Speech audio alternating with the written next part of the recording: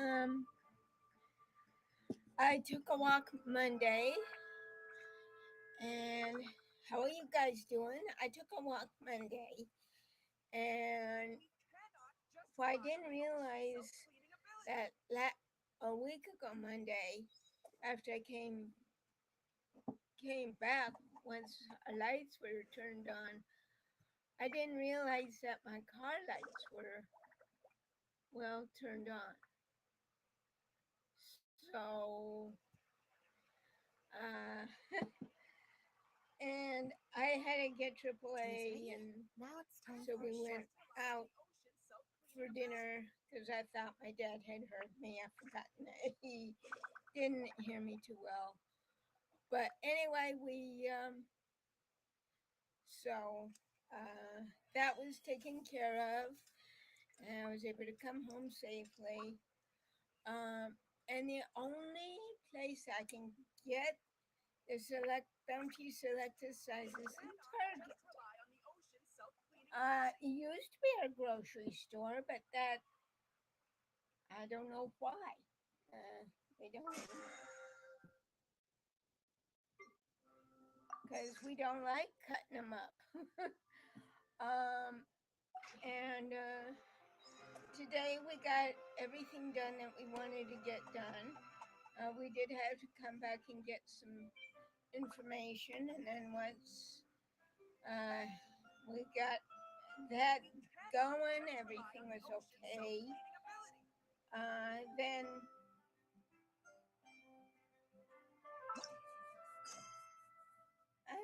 okay, but and so we did that. That way. Okay, that way. And then um, so then so everything was done there, and now it's a matter of doing our other thing will be probably done. I don't know. But I will today at lunch because we went out to Denny's since we were out anyway. Um, for and we talked, and I think I know I'm gonna need to call our doctor for my dad, and because he was given these cleaning tools, but I think we both need to be shown how to do it. Then, and I do need to get my ears cleaned, especially my hearing checked. So, um, so that's it on that end. And but yesterday was just a quiet day. I think tomorrow will be another just a quiet day. It's supposed to start storming tonight. It's windy. It's already dead out. And then uh, really be storming this weekend. And for those of you who are going to the Gallifrey convention, uh, say hello to everybody. No, I'm not going.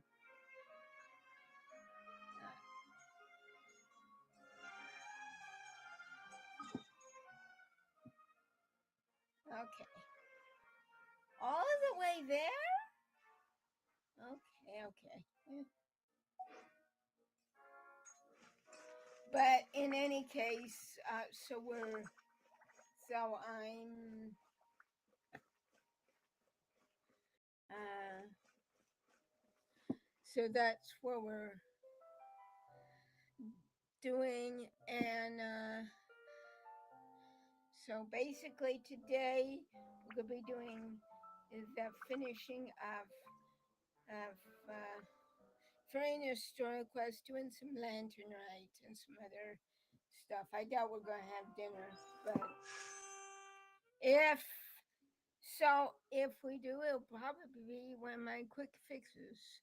What is called quick fix. My mama has always called it. Okay. Well, that's purple. Or what my mom would say, purple.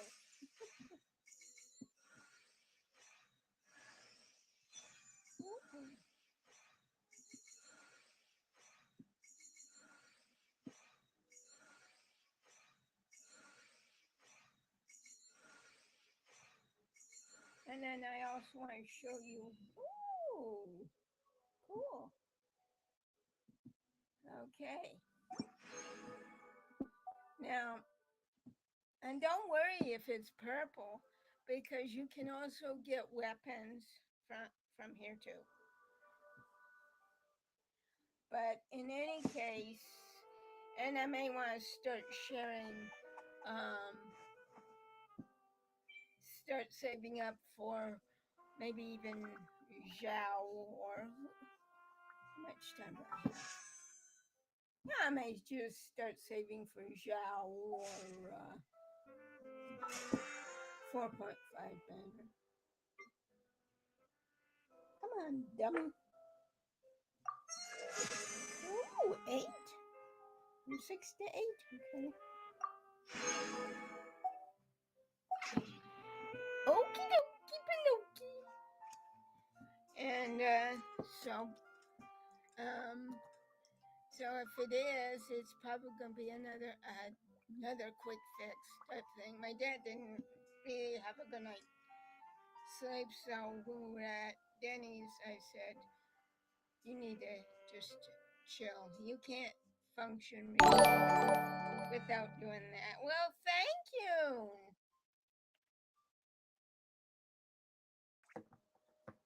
Seems Linny is saying some strange things again. It's really worrying. And so I will be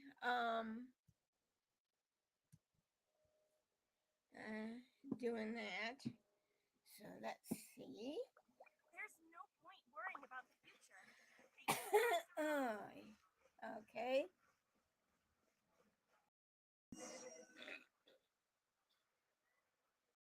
Now where we going?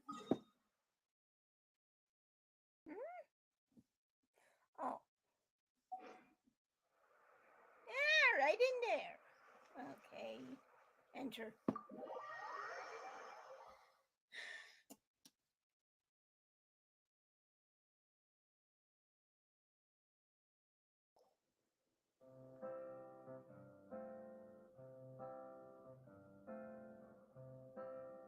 Huh? Lady Furina? What's Lady Furina doing here? Hello all. Allow me to explain. As of today, Miss Furina will be supporting our production of The Little Oceanid in the role of artistic consultant. These two over here are the ones that made it possible. They kindly reached out to Miss Furina on our behalf. I'm sure they need no introduction. You bet! That was the trial of the century! You helped bring our director's murderer to justice. We can't thank you enough. Oh, please don't mention it. We're just here to join in on the fun. So, you were saying The Little Oceanid? Yeah, that's the name of our final show. It's an unfinished script left behind by our director. One of our greatest regrets is that she never got to complete it.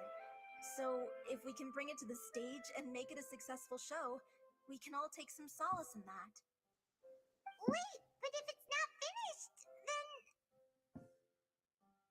Yeah, we've been battling issues on every front, trying to realize this dream. Anyway, let me give you a quick summary of what the story's all about. The protagonist of the story is a young Oceanid who transforms herself into human form, despite the protests of her family. She longed to live just like any other human. And sure enough, she found friendship and even love. But one day, her true identity was exposed, and her world came crashing down around her. Uh-oh. So far, so good. A classic tale. What happened after that? That's one of the issues we've been trying to deal with. Unfortunately, this was as far as the director got with her script. We need a proper ending so we can bring this musical to the stage. But people have different opinions on which direction to take it in. We still haven't decided between a happy ending or a true-to-life tragedy.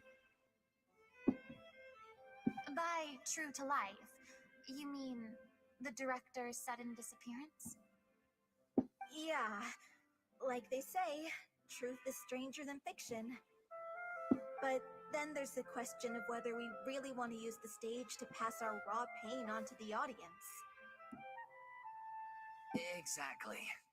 A lot of the time, people come to watch a show just hoping for some light entertainment. We have to consider their emotional stake in this, not just our own. And one last thing. We're still waiting on confirmation from two of our main actors. The first is Paulo, who plays the protagonist's lover. He's locked himself away to focus on writing an ending for the script, but the deadline's passed and we still haven't heard from him. The other is Villemont, who plays the main antagonist. He took the director's death pretty hard. Hasn't set foot in the city since. He did write to us, promising that he'll be there for the final performance, but we haven't seen or heard from him since. So we're not really sure what to make of that. Huh. Although, now that we have Miss Furina helping us, maybe we should take the opportunity to get everyone back together. What opportunity? What do you mean? Maybe you're unaware, but your name has always been like a rallying cry for us. Our director was constantly singing your praises. All of us look up to you as a role model. Oh, stop! You're making me all flustered. Although, not in a bad way. I suspect the reason they're dragging their feet is that they have their doubts about whether the show will really go ahead, considering all the issues you've been facing. But one by one, all the obstacles are being removed. Now is the time to rally the troops. Makes sense. Okay, priority number 1, let's check in with Paulo and see where he's at with the ending. He went back to Poisson a few days ago, said that staying in a friend's home might help him to relax and escape the feeling of isolation. Yeah, that makes sense. I thought the last thing his friend would want right now would be to take visitors, given that Poisson was flooded not too long ago. But I guess it's the opposite. A friend in need and all that. Yeah, maybe he could use some company. Poisson.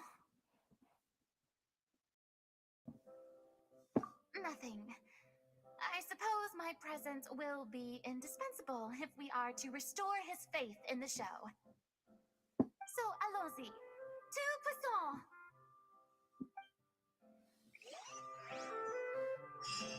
And also, let me just say that at least with the, ooh, look at this. All done. At least with something like this here, you don't have to move and then having to move back and say, oh, no, where was I? That's good. Okay. That's exit stage left.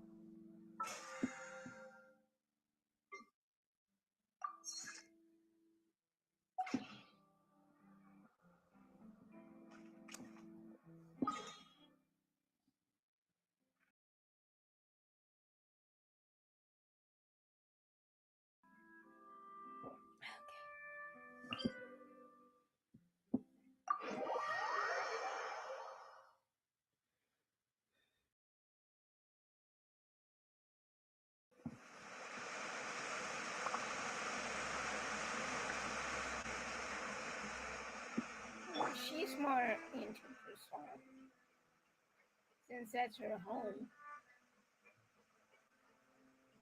Excuse me.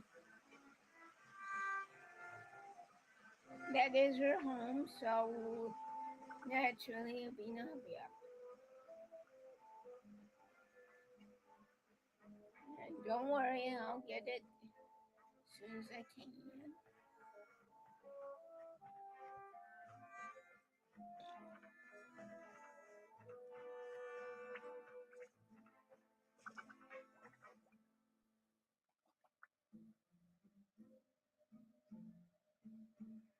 Huh?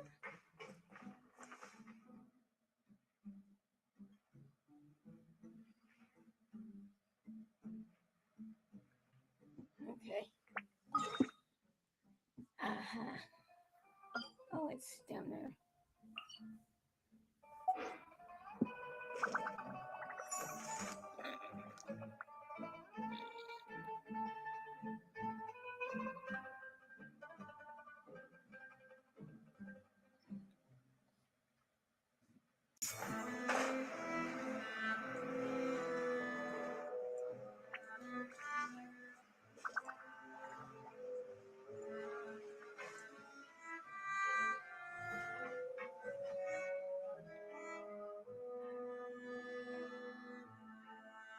Ah, over there.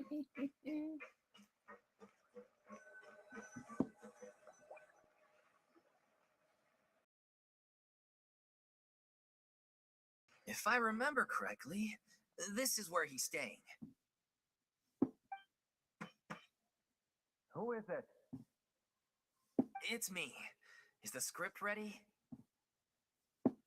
You came all the way here for that? All right. Forget that for now. Just come on out. We've got some great news. Nice try. Look, just give me some time, okay? I'm just wrapping up this last part of the script. I'll be out once I'm done. Okay, then. Looking forward to your masterpiece. So, as expected, he's missed the deadline. The ending is one of the most important parts of the show. Even once he's done, it isn't final until we've all had the chance to read through and make sure we agree on it. Someone told me they'd just seen you in Poisson. I assumed it was a case of mistaken identity, but sure enough, here you are. And Furina, too.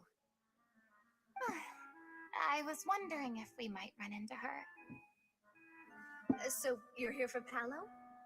Looks like he could be a while, so feel free to take a stroll around town in the meantime. I've made all the arrangements already. Oh, it's okay. We can just wait here. Thank you for being so considerate, Miss Navia. That sounds wonderful. We'll take that stroll. Get over here, you! How oblivious are you?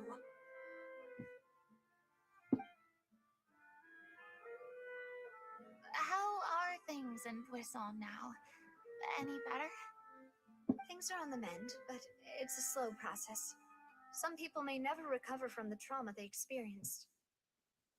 I'm sorry to hear that. I wish there was something I could do. Please, must our conversations take such a depressing turn every time we meet? We all have painful memories, but we don't have to let them cloud everything we do. And if you're trying to make a new start, perhaps it's best if you don't bring up the past all the time. Thank you for your words of comfort. You make a very good point. But for now, at least, I think I should stay with the way I'm feeling for a while longer. It's okay. These things take time. Moving on from a painful experience is easier said than done. Hey, she can say that again. Which brings me to why I'm here. I thought you should probably know that not everyone here is ready to forgive and forget after the Hydro Archon's inaction in the face of catastrophe. To avoid upsetting the peace, I told the townspeople that everyone here is a member of the theater troupe, and that you are just an actress, playing the role of Furina. It's not a perfect solution, but hopefully it means you won't have to lie low while you're here. That's so thoughtful of you, Navia. Well, what do you expect? I am the courageous and considerate president of Spina di Rosula, after all, like my father before me. Not that she's bragging or anything. Anyway, that was all. Look after her now.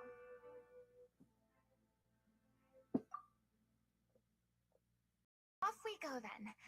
Let's take a look up there. I don't have any friends that I can be frank and honest with, so maybe she's right. You're the closest thing to friends that I have.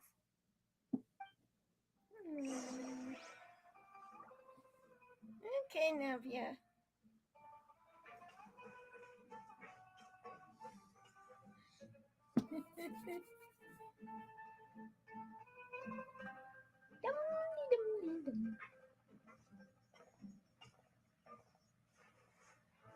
What are you staring I'm at? so grateful that Miss Navia was so understanding. To be perfectly honest, I didn't know if I was ready to meet her. It's always easiest to just run away from your problems. But that never fixes anything. No. You can't get around the obstacles without facing them. Unfortunately. So that's why you were nervous when they brought up Poisson. Yeah. I'd be lying if I said I wasn't scared of coming back here. Still, I felt it was something I had to do. As I was saying before, I want to see for myself the things that I never could in the past. I'd be overjoyed if the people here could find it in their hearts to forgive me. But they're more likely to unleash a tirade of vitriol against me, which, of course, I completely understand and accept. Yeah, I can tell people are watching me. I'm sure some people here see the idea of someone coming to Poisson dressed as the Hydro Archon as extremely disrespectful. I used to be terrified of the gaze of other people, especially when they had suspicion or resentment in their eyes. I guess I wasn't quite ready for this after all. I'm not surprised you're making yourself go through all of this.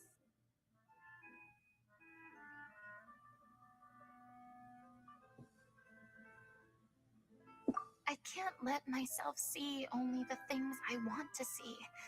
How would that make me any different from before? Look! There seems to be a crowd gathering over there.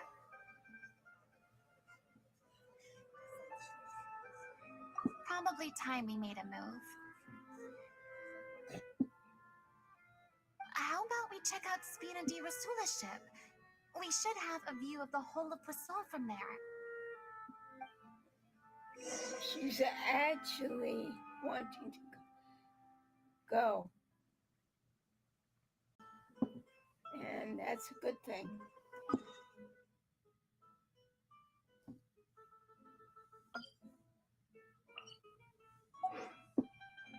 I really want to go traveling. I don't mind where we go, as long as I have my friends with me.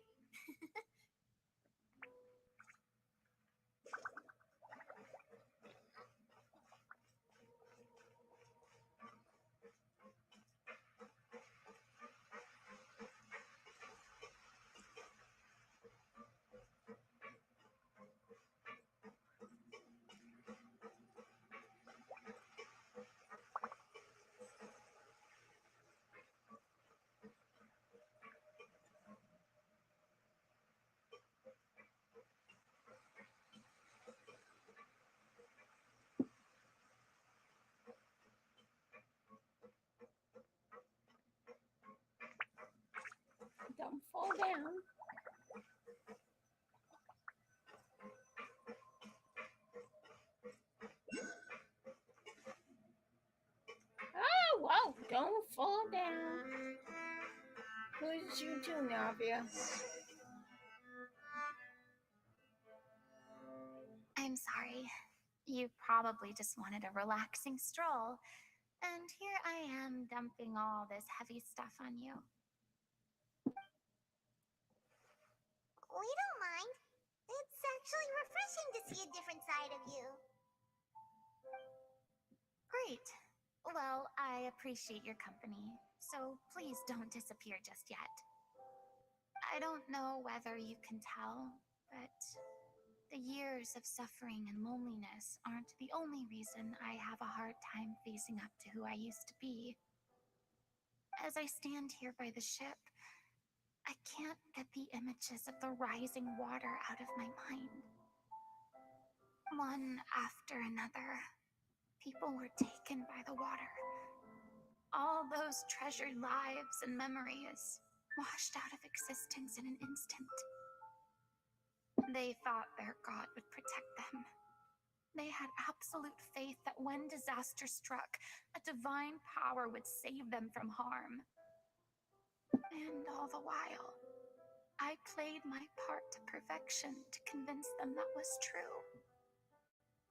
But then the floodwaters finally came, and the Hydro Archon did nothing. You shouldn't look at it like that. You're only doing your duty. I've had to go through so many moments like that for the sake of protecting the truth. As time went on, it got harder and harder to bear, and I became more lonely and isolated. Eventually, I realized I had nothing left except the truth. I became terrified of completely failing in my task, and was haunted by the thought of being left all alone, weeping on my throne. Fortunately, we were able to avoid the worst-case scenario thanks to the help of heroic individuals such as yourselves. Everyone rose to their responsibilities, and I finally regained my freedom. But on some level, freedom also means no longer being needed. I have no further use to people. Paimon would have never imagined you'd see it that way. Reward?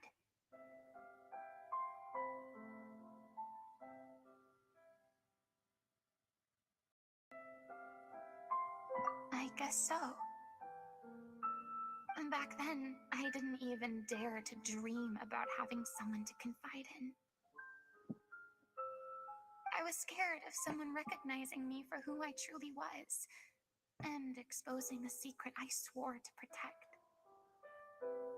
Believe in the Furina you see on stage. She is the one you can trust.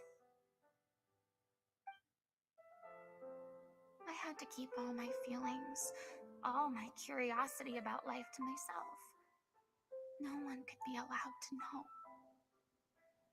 That's what I really meant when I said I'm no good at maintaining relationships. So that's where you were coming from. Paimon totally thought you were just a bit of a diva at heart. Could you please get off my case? I don't know what's gotten into you today. I'm making an effort here. You could at least try to do the same.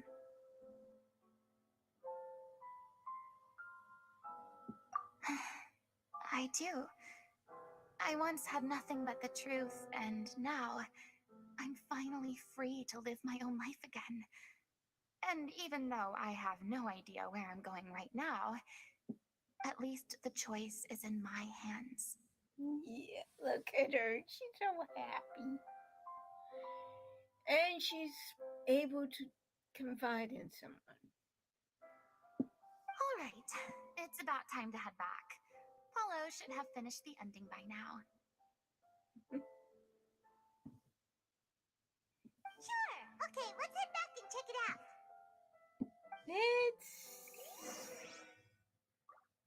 Let's see where are we going? Okay.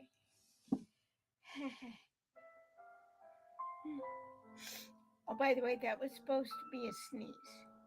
Didn't work.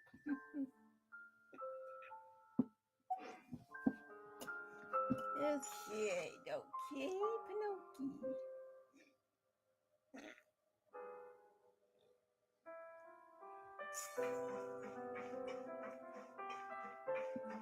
Turn around. Duh.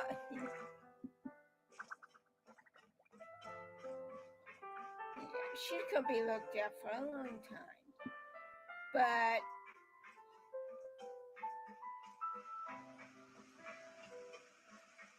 in the long run, people will forgive eventually.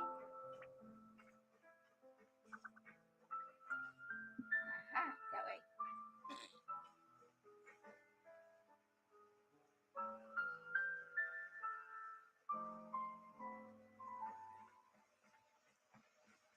Down.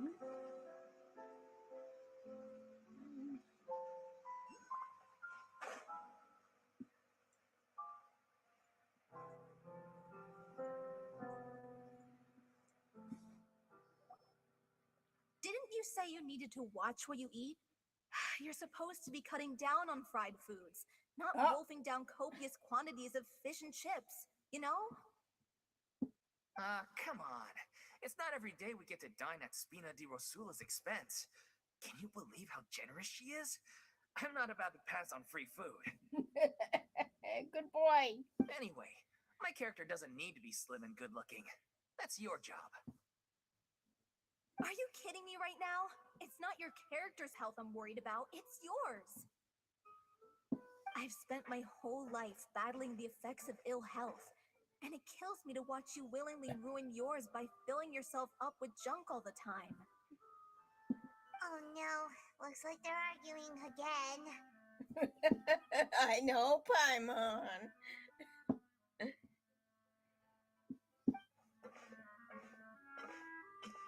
We're back! Could you maybe put your differences aside for a moment? Ah, you're back. We've been enjoying Spina di Rosula's VIP treatment in your stead. Paulo's nearly done. We shouldn't have to wait too much longer. Great! So you were discussing your characters, right? We heard she's playing the Oceanid who turns into a human girl. What about you? Me? I'm an Oceanid too. He was originally supposed to take the form of a crane, but he outgrew that role. Well, the costume at least. So now he's playing the boar instead. Sorry. The boar's not a bad character, actually. He's the one who raises the little Oceanid, yes? That's right. He has some pretty memorable lines too, like when he imparts some solemn words of wisdom to the little Oceanid. If you become human, you can reveal your secret to no one. You will face suffering and loneliness. Is this truly what you want? Wait, that sounds kind of familiar. It's the most important line in the whole script. I think it's a symbolic statement about our director's life and legacy. She kept quiet about all the trials and tribulations she faced in running our troupe, allowing us to devote ourselves fully to performing. It was only after she was gone that we realized how tough her job really was. You mentioned earlier that the troupe is like your home. Yeah. I was born with an incurable illness, and once my family found out it couldn't be treated, they decided they didn't want me anymore. Oh. I spent some years taking whatever work I could find and trying to manage my illness with various medicines. But whenever I had a bad flare-up, I'd be lying in an alleyway for days at a time. It was like that until the director found me one day. She told me I had a great voice and asked if I was interested in studying singing from her. I said yes. She took me under her wing, taught me to both sing and act, helped me find Mora for my meds, took care of me when my condition decided to flare up. I know it was all a huge burden on her. She sounds like a really incredible person. She really was. She gave everything she had to her troupe and the people in it. All of us were so proud to call her our director. I was a lost child too when she found me. As the child of a murderer, my parents weren't around when I was little, so I got sent to an orphanage. The other kids were always picking fights with me.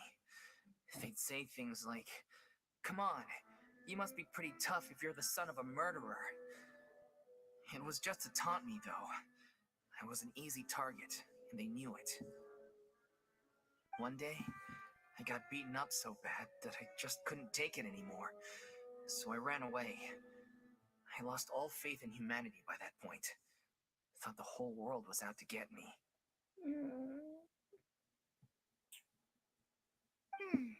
Let me guess. Fortunately, the next person you ran into was the director. Yeah, for the first time in my life, I was somewhere I felt safe. And I promised myself I'd stay here until the day the group parted ways. The day you hoped would never come. How times change. Oh, you're finally done? Get your butt over here. There's someone I need to introduce you to. This is our new artistic consultant, Miss Furina. Furina? The Furina? Oh my god, how did you manage to wrangle that? Please, the honor is all mine. I was profoundly moved to hear about your troupe and your wonderful director. I just wanted to do something to help. Same here. Even so, this is just... Oh, wow. I'm sorry. I'll try to calm down. Now, where was I? Ah, yes, the script, of course. Let me give you a rundown of how the story unfolds in my version of the script. I'm sure you're already familiar with the beginning of the story. A little Oceanid decides she wants to become a human against the wishes of her family. She finds love and friendship in the bustling city. But then, disaster strikes. The people start to notice that all the fresh water in the surrounding area is slowly disappearing. The soil is becoming arid, plants and flowers are withering, and the people begin to panic. I would too. The little Oceanid, Cleo, and her lover decide to do something about it and investigate the truth of the matter together. Aww. In the end, they discover that all the waste and pollution created by humans over the years has caused the fresh water to flee the land, as if driven by a consciousness of its own. Consciousness? You mean the water is sentient? Well, why not?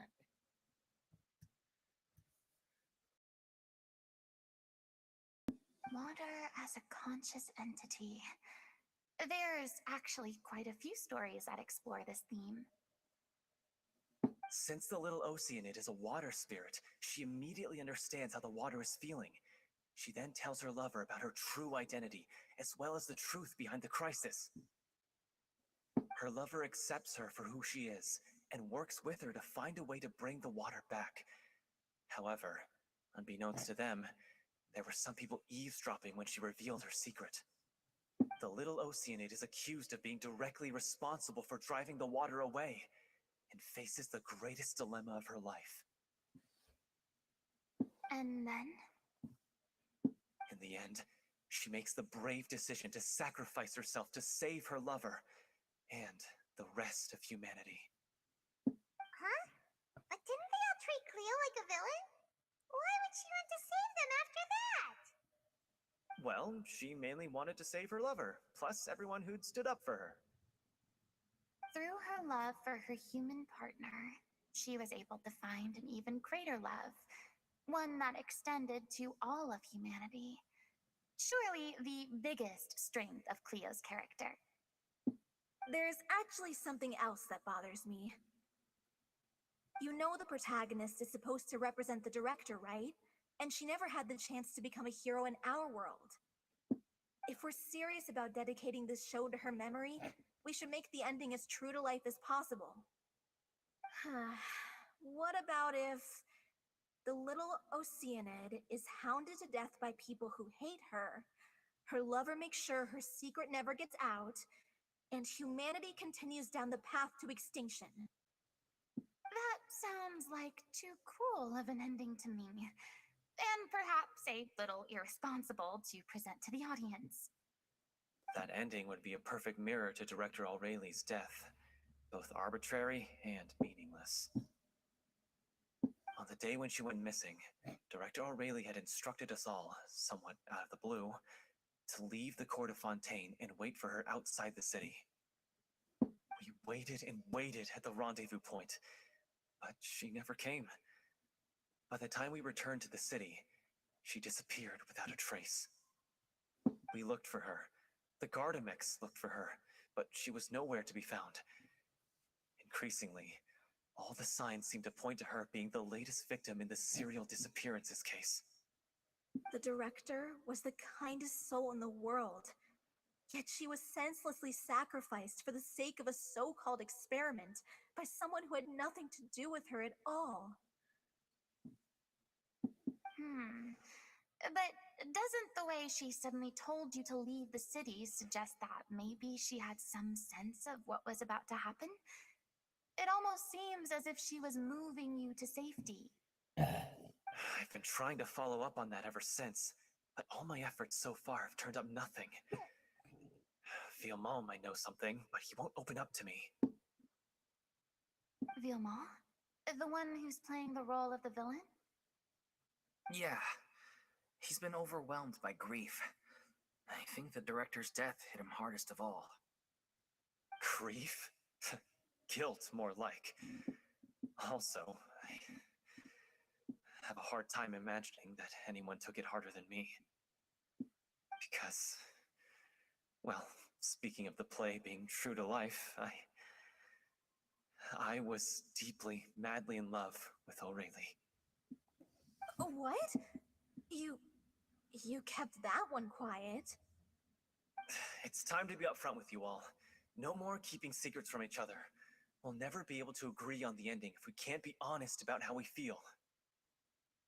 I did tell her how I felt once, but she turned me down pretty much straight away. She said that we were all like brothers and sisters to her, and she never considered us as potential romantic partners. Not that it came as a shock or anything. It was what I was expecting to hear. So I told her I'd always be there for the troupe, and I'd always be there for her. I said, maybe one day in the future, when everyone's settled into their own lives and on the up and up, and managing the troupe no longer required her constant attention, well, maybe then she could reconsider what she really wanted in her life. And now, that day will never come. Hollow. So if I'm the one writing this ending, then I'm gonna make sure it does right by O'Reilly.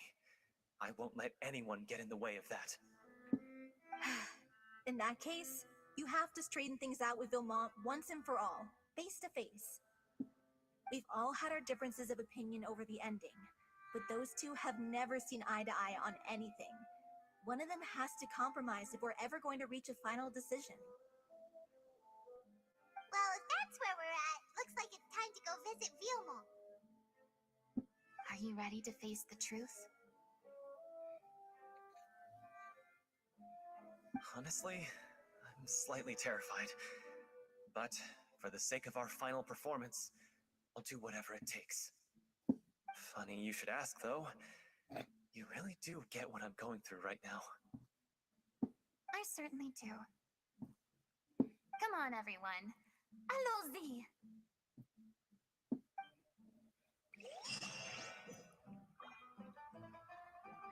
Okay, where are we going?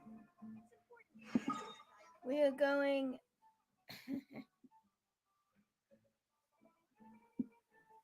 up. Way up here. Okay. Eeny, meeny, miny, George. I know, right? Eeny, meeny, miny, George.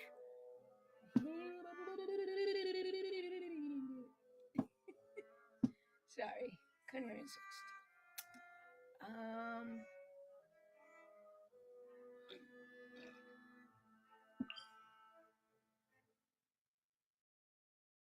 Which one? I think this might be closer. We'll see after we get there.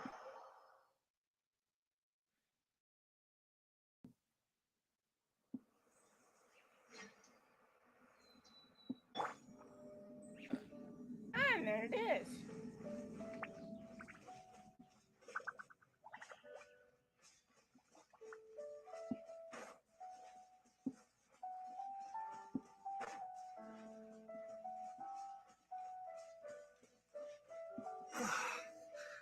This is tough going. Delphi.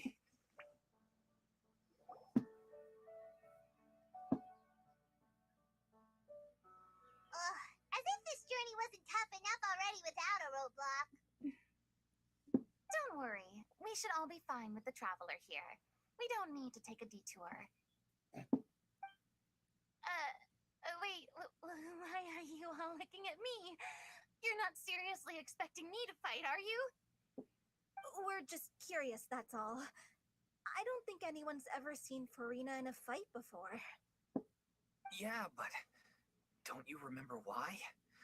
The Hydro Archon willingly gave up all her power so it could be converted into indemnitium. Miss Furina said so herself. Precisely. And I'm not even the Hydro Archon anymore, so all my power is gone anyway. As much as it pains me, unfortunately, I should just stay put. I'm more like a damsel in distress more than anything. That sounded so smug. Ugh, secondhand embarrassment is unbearable.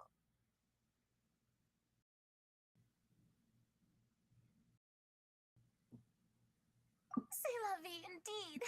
Alas, I am forced to watch on helplessly as a more brave and seasoned adventurer than I swoops in to save the day. Aw, too bad. I was so pumped to feast my eyes on fight mode Furina. Sorry to leave all the heavy lifting to you. Don't worry, piece of cake.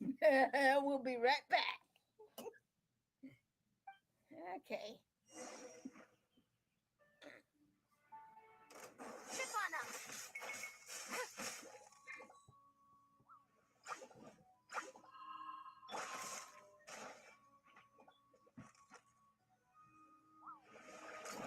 Hey there! Hey there!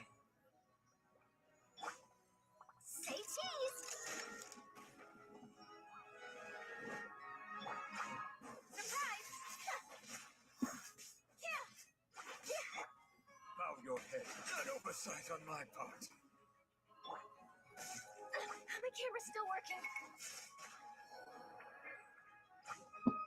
Trip on up.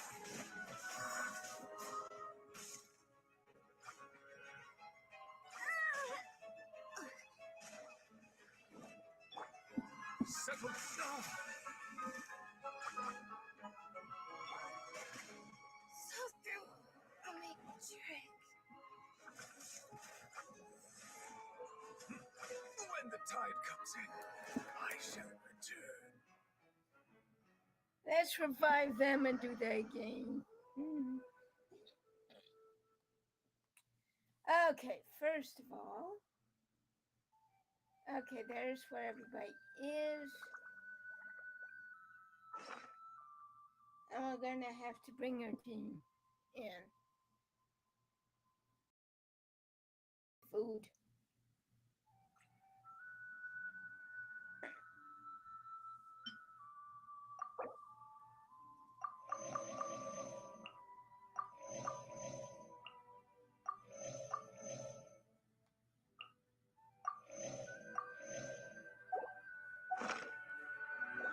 All right, time to bring in the experts.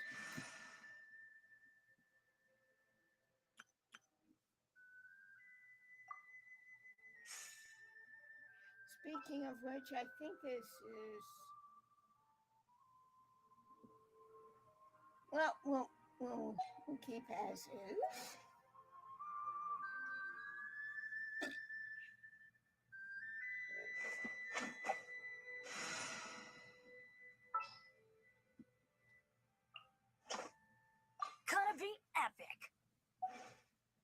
Okay, come on, you guys.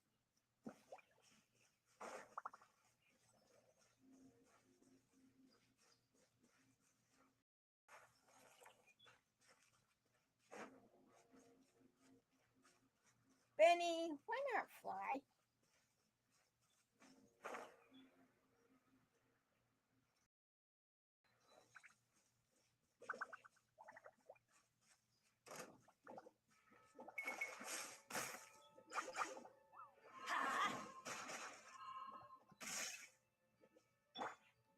Propagate!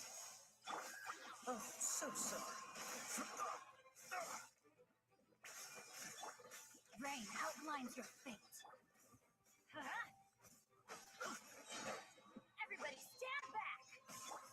Let me leave you a verse.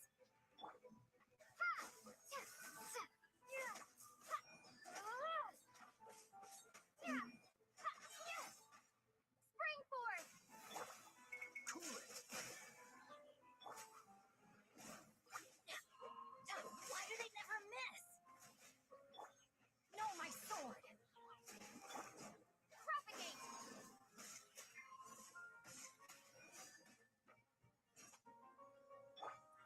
Let's light it up!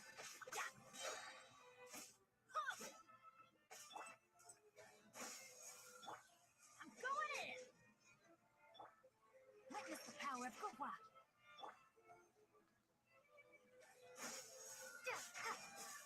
Bravo! Good show! You certainly live up to your reputation. Yeah, thank you.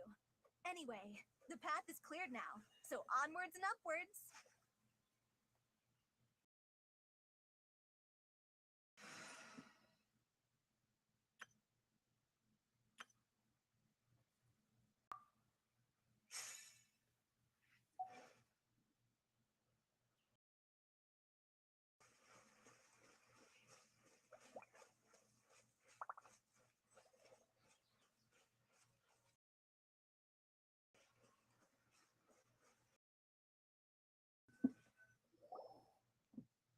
Vilma, are you there? Huh? Oh, it's you guys. Wait, what's Lady Furina doing here? I can explain. We've been rounding up the whole troop. We now have everyone except you.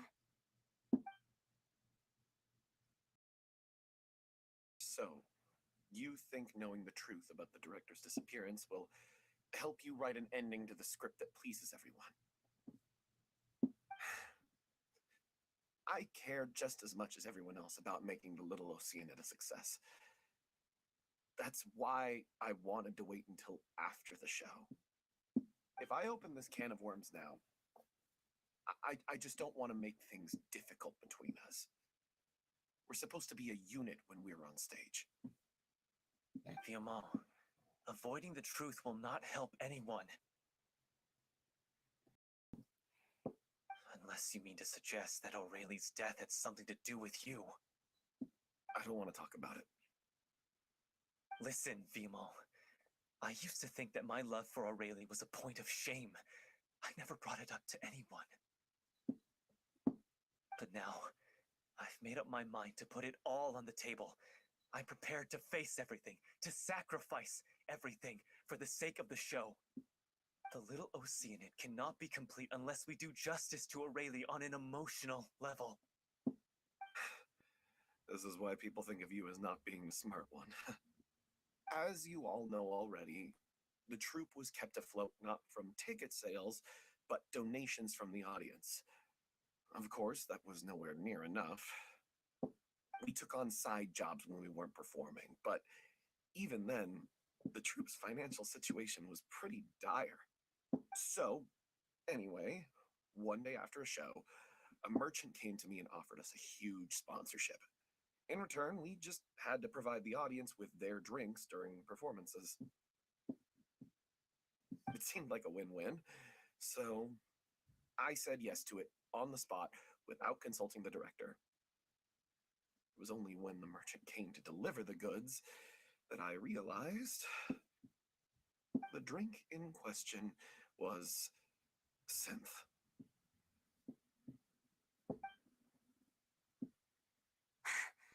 Isn't that the drink peddled by the culprit behind the serial disappearances case?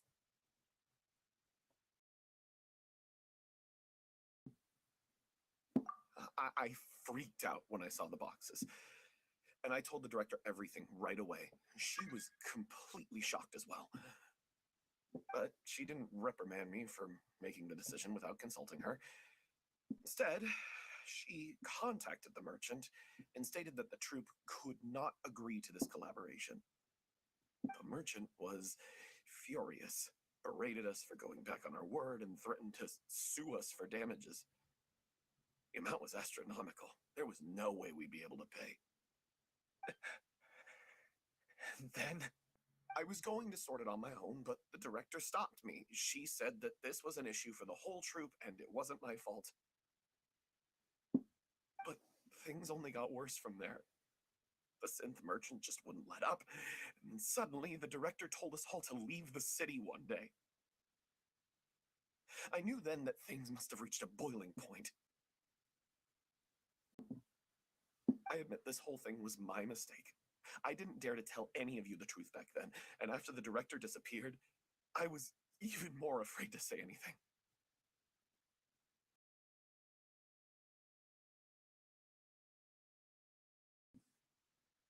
Yeah, I got Aurelie killed. There, I said it. Happy now?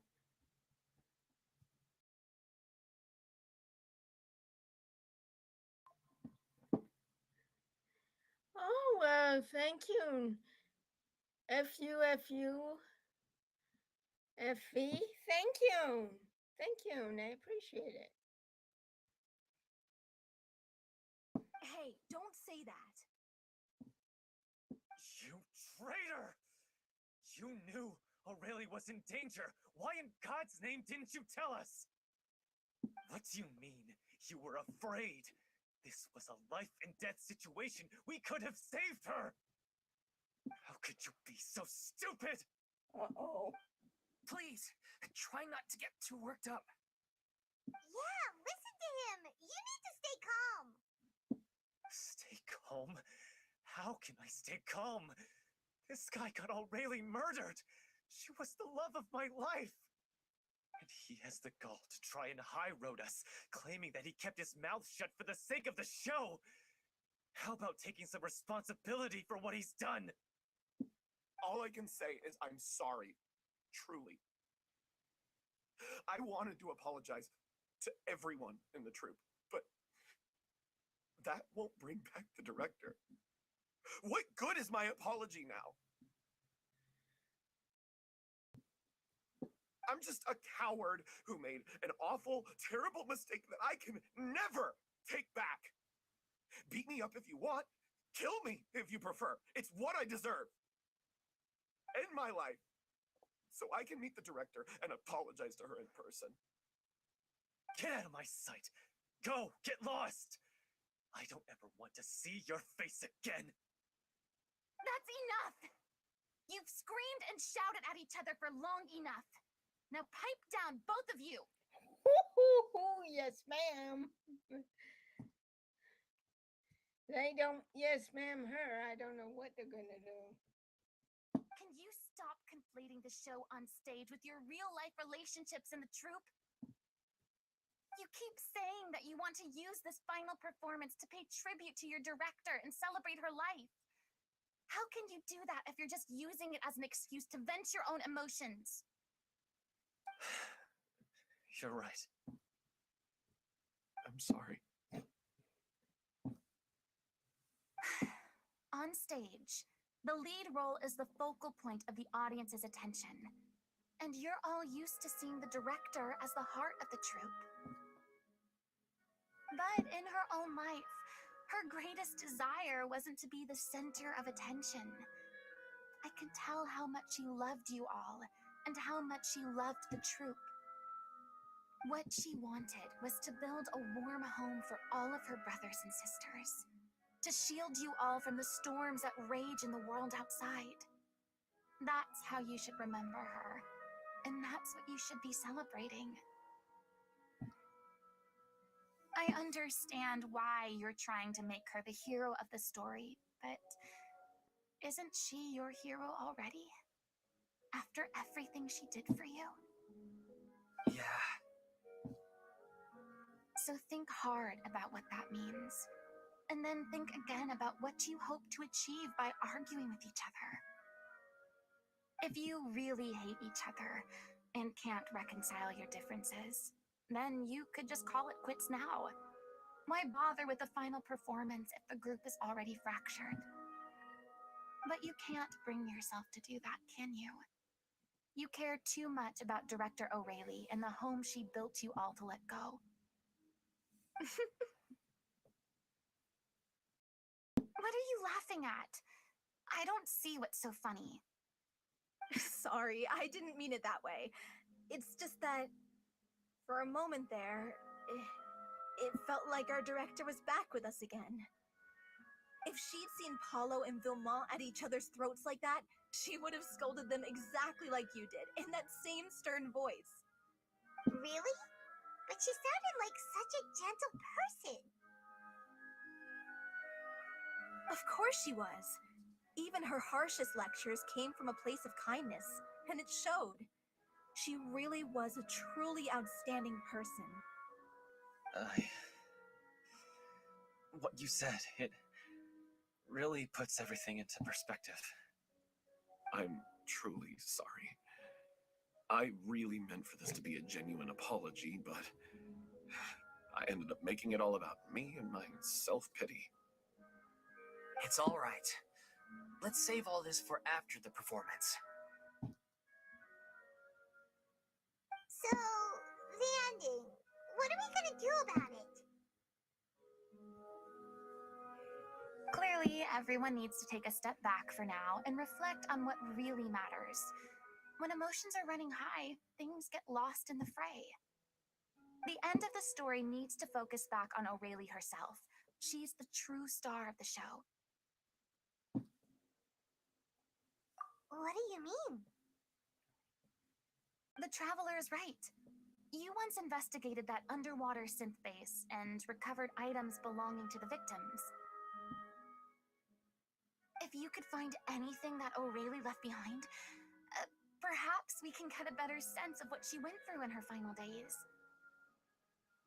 You really think that's possible? I trust that nobody would object to the ending of the story being based on O'Reilly's true feelings. No. Well, we'll leave this in your capable hands. Come, let's pay a visit to the Palais Mermonia. The rest of you, head back to the rehearsal location for now, and wait for our good news.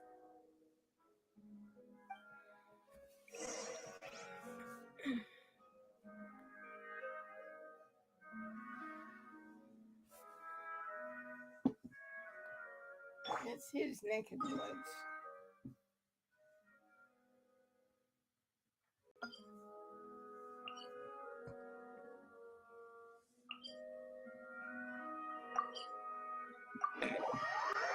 Wow. So far I like it. Okay, come on.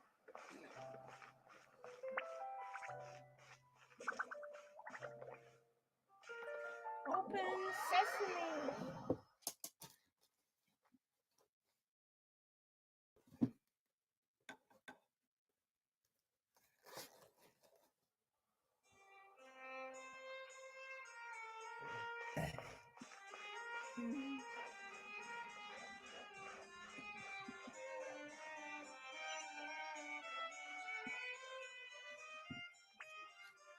You want to review some recovered items connected to victims of the serial disappearances case?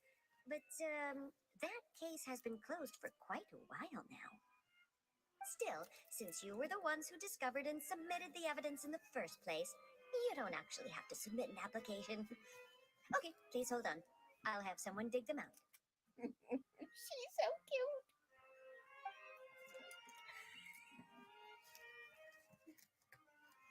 So, this is all O'Reilly left behind.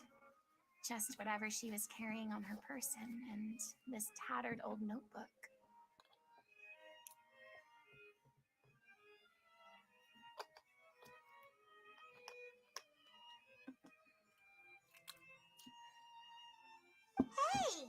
It's full of script lines and sketches too. Looks like they show where the different props should be placed on stage. Let me take a look. Maybe there's something in here from after she was kidnapped. Aha! I found something. To whoever discovers this diary. Let's see. Looks like she kept a detailed record of her captor's actions. She even mentions the truth behind the experiments on dissolving young women.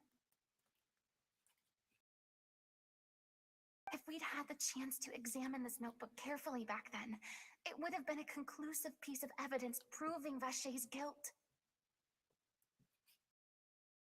Vachey took so many lives. It's still so unthinkable how many victims he had. Yeah.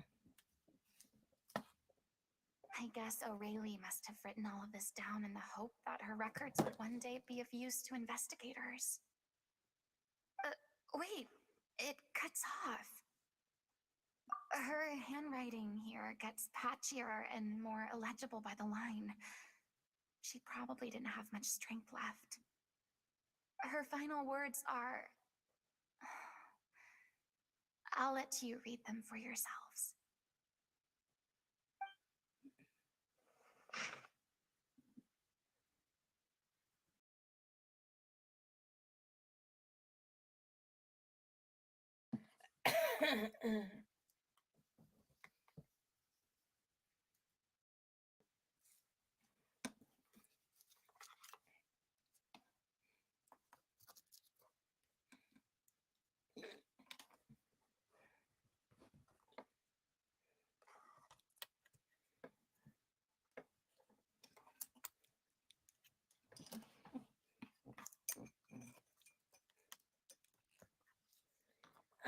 Come on. Come on, get in there, stupid. Hold on. And then we'll continue onward. Up, and away. Like Super Chicken. Or is it Super Duck?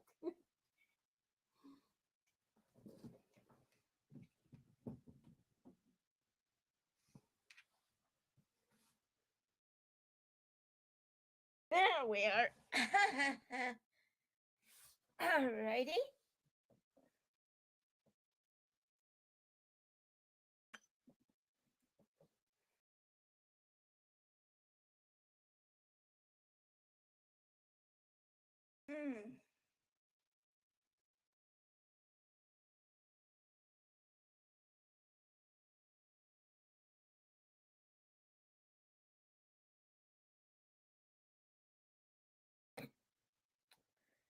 Oh, how horrible.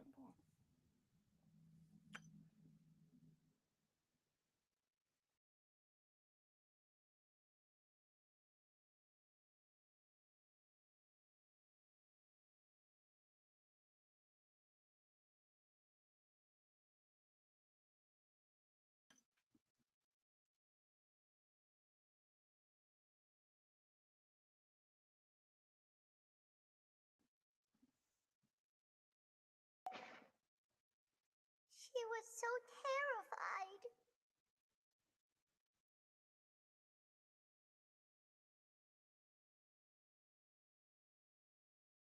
She may have been a mighty hero in the eyes of her troop, but at the end of the day, she was only human. I can't bear to think how painful and lonely her final days must have been. Wait. This part on the last page sounds strangely familiar.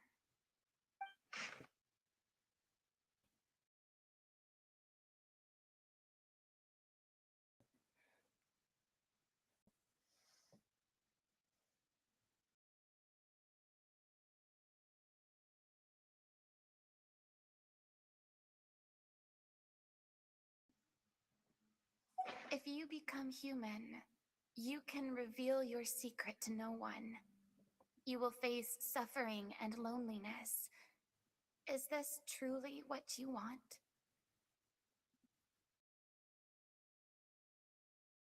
that the most important line in the Little Oceanid? Because I am an older sister to them. Oh. So she didn't regret her decision, even as she sat in silence, waiting for death to come. I'm sure this is what the troupe would have hoped to hear as well. She had their utmost trust, admiration, and love, and she truly deserved it. Let's go. It's time for them to learn Director O'Reilly's final thoughts. Boy, that's deep.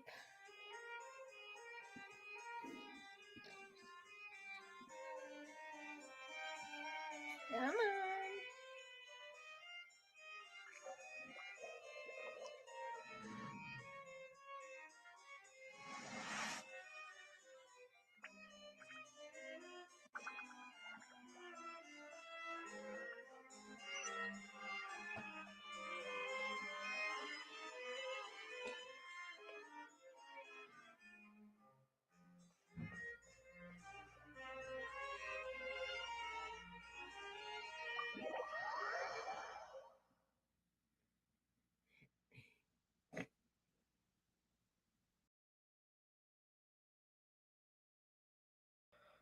Am I tired yet? No. Oh, down there?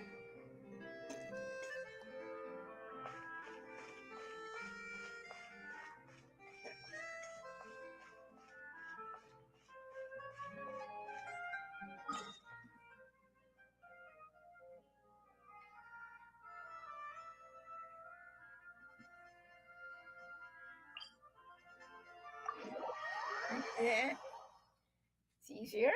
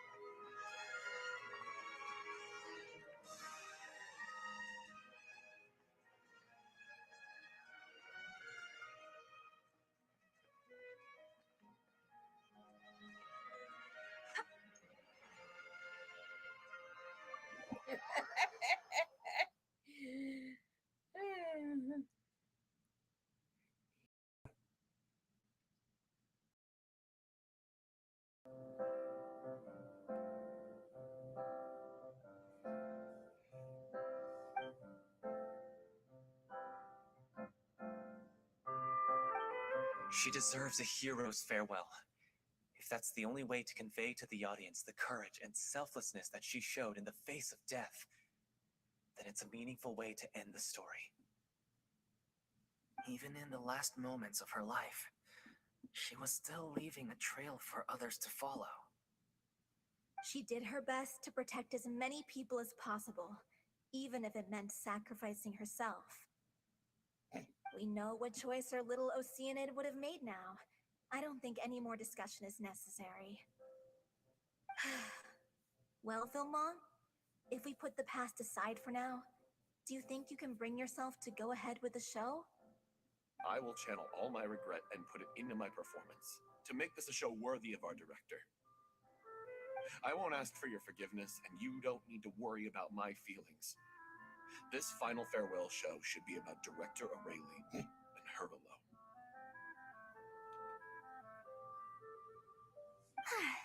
Then it seems like we've reached a consensus. I have a feeling that this will turn out to be the most mesmerizing performance of your lives. Really? How can you be so sure when you've never even seen them perform before? Don't underestimate my experience. After watching a countless number of musicals, I've learned one important thing. If you want to move the audience with your music, you must fully commit and immerse yourself in your role, pouring all your emotion into your performance. And aren't human emotions, love, hate, regret, and hope, just the most mesmerizing things in this world?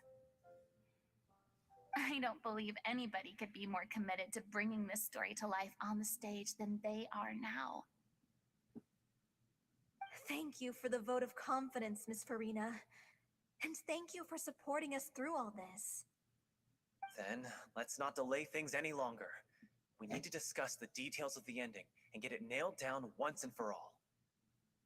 Actually, before that, I'd like to make a proposal. During the curtain call, please allow me to use the director's name instead of my own. Huh? But then... After all, this role was originally meant to be played by the director. I'm just filling in for her. Besides, a role commemorating her life should be associated with her name. Well, if you're sure you're okay with that, I have no objection to it.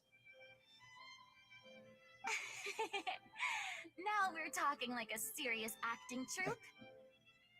All right, I'll leave you to fine-tune your musical while I go and procure a stage. Procure a stage? Oh, it's okay. Our usual place doesn't need a reservation. That place? Oh, don't be silly. For an extraordinary show, we need an extraordinary stage. By which I, of course, mean the Opera Epiclese.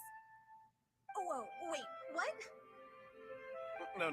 That's never going to work. It's far too fancy for the likes of us. What are you afraid of? Surely you don't think that Aurelie's story is unworthy of the grandest stage in Fontaine. No, that's not what I meant. It is supposed to be your grand finale, right?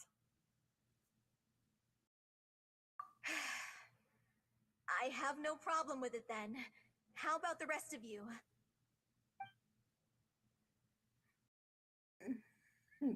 All silent. I'll take your silence as a yes. Thank you for giving us this opportunity. It really is a dream come true.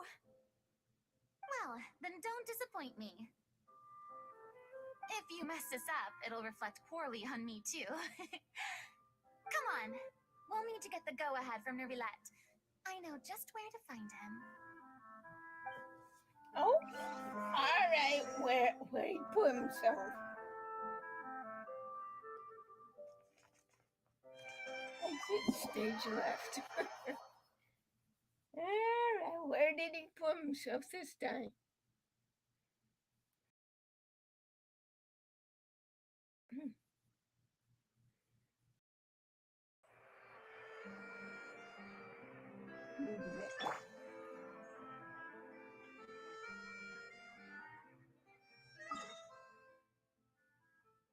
Oh, way up there.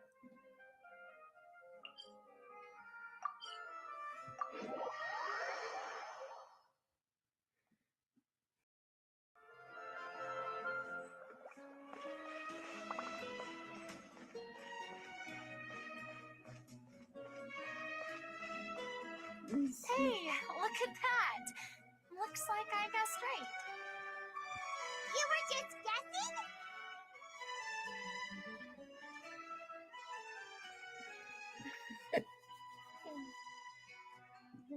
I knew you'd be here. I'm here merely for a short break. It has been a while, Miss Furina. And you too, traveler in Paimon. What might I assist you with today? I would like to book the Opera Epiclese for an event. You see, I understand. The process for booking the Opera Epiclese is complex and can be somewhat cumbersome. But given that the request is coming from the three of you, I see no reason to make things unduly difficult. The story of the Little Oceanid is most fascinating. I'm looking forward to seeing it performed on stage.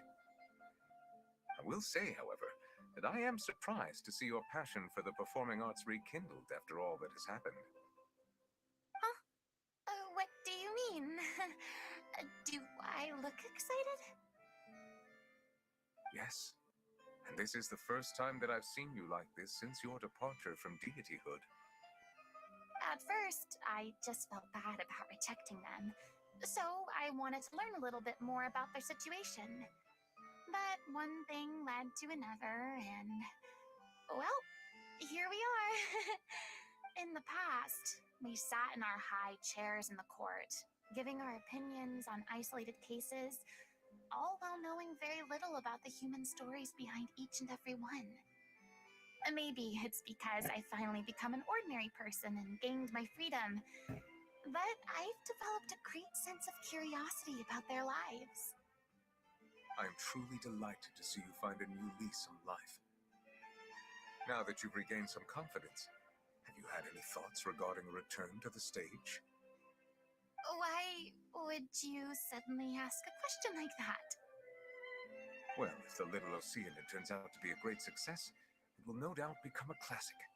Many theater companies are certain to add it to their repertoire. The experiences and decisions of the protagonist Cleo are all modeled after your own. Naturally, this makes you eminently suited to playing the leading role. It would truly be a shame if you did not take this opportunity to allow audiences to enjoy your outstanding acting talents once more. Haven't I already made myself clear? I won't act or perform in any role ever again. No exceptions. Nor do I think it is any great shame. There is no lack of fine actors or inspirational stories, either on or off the stage. This experience is a case in point. I feel like I've learned a lot, and it has already been well worth the price of admission. I must admit, though, I'm a little envious. They're quite fortunate to be able to bid farewell to their past in such a magnificent manner. I see.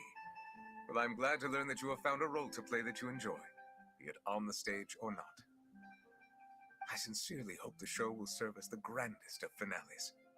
I will have my staff book the date and mail the relevant paperwork to the troupe once the details are confirmed. Thanks, Nervalek. You are very welcome.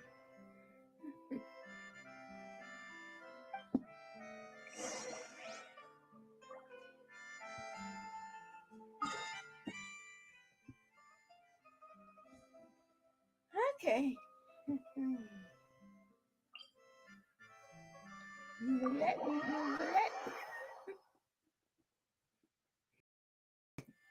Water come.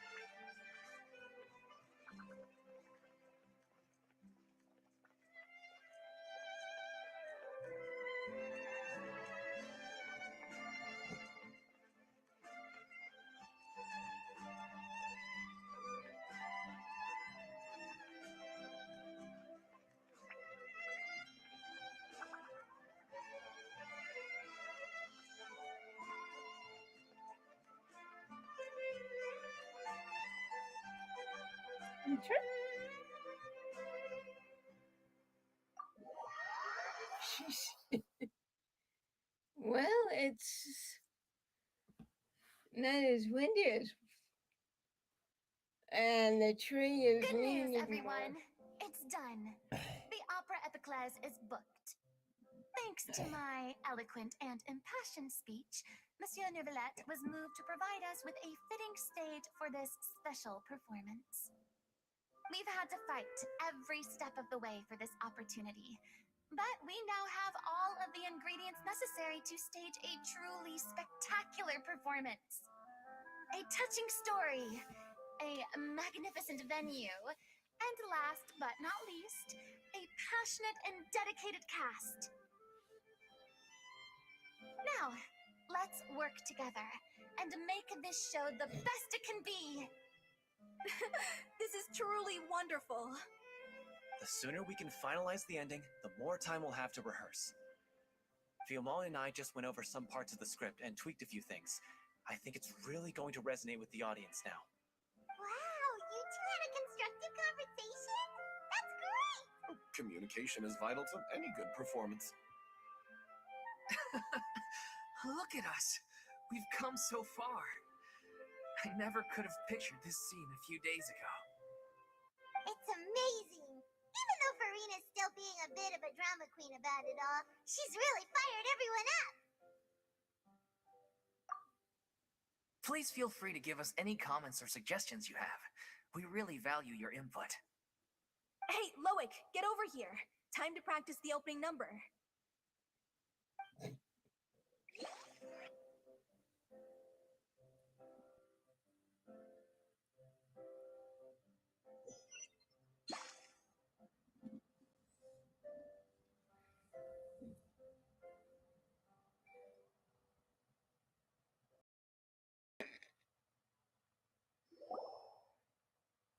That cursed Cleo. She stole the waters of life from us. She's a fraud, and she must pay for her crimes. This has nothing to do with her. The ignorance and hatred of our people is to blame. How can we hope to win back the water's favor if we don't change our ways? This guy could be useful. Take him hostage. If Cleo wants him back, she'll have to show herself. Leave this place, O little Oceanid, and never, ever look back!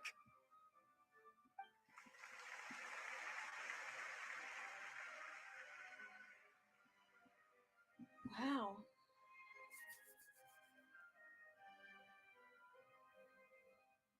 Everyone's really throwing themselves into their roles.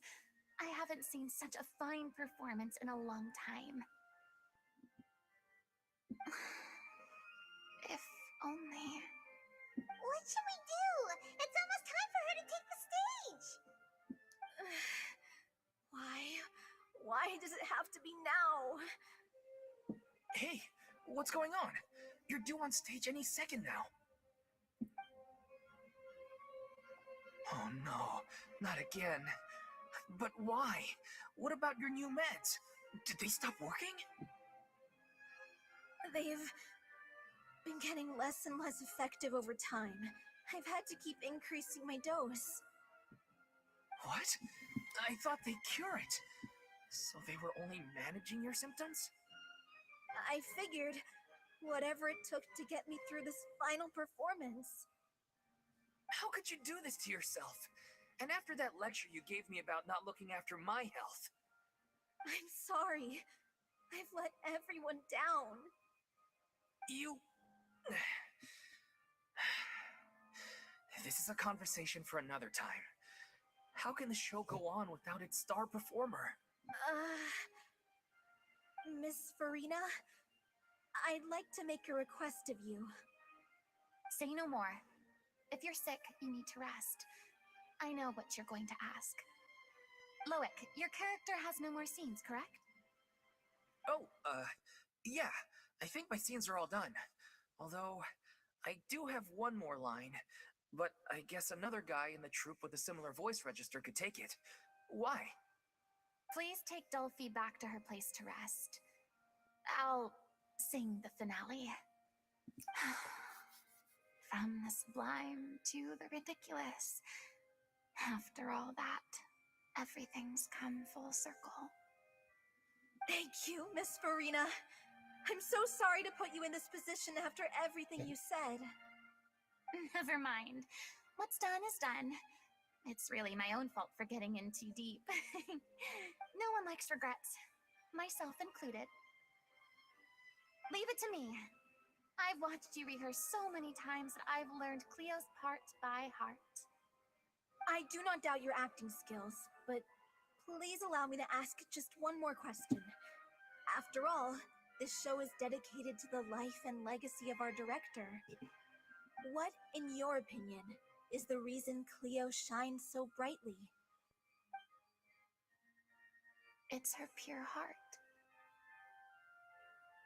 Despite all the pain and loneliness she had to endure, she never once stopped believing in the beauty in this world. Well said. I leave Director O'Reilly in your hands.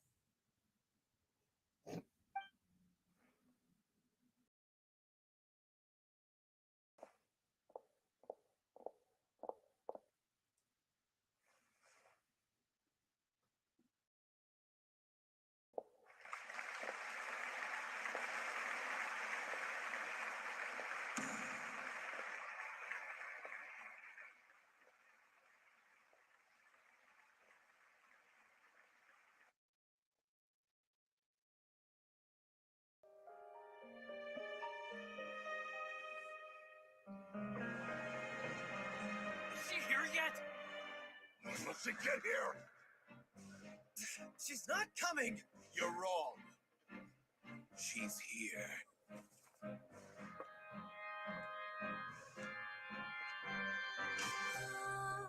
Si je pouvais vivre dans l'eau, le monde serait-il plus beau?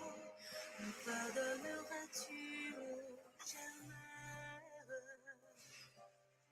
L'eau dans son courant fait danser nos vies et la cité est nourrie, ainsi que toi, mon doux amour. But what about your wish? My wish.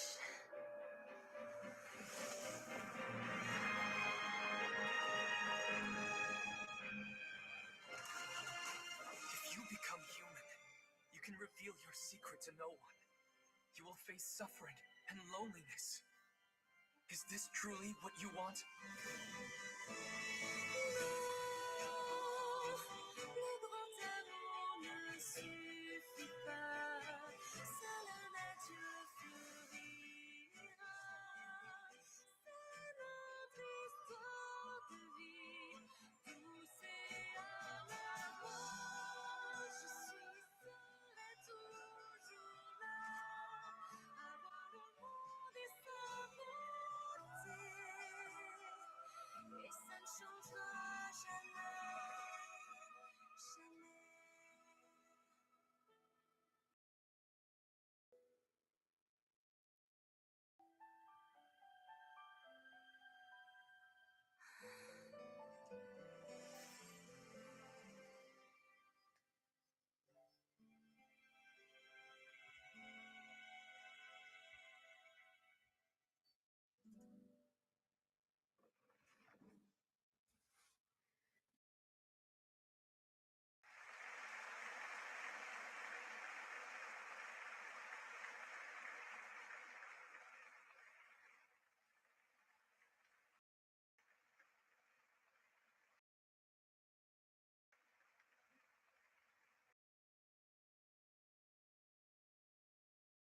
Is it just me? Who was that lady Furina on the stage just now? Yes. She hasn't been seen for a while now, and she just appears out of nowhere? Gotta say, though, her acting skills are as superb as ever. The little Oceanid, Cleo, played by Aurélie Fumont.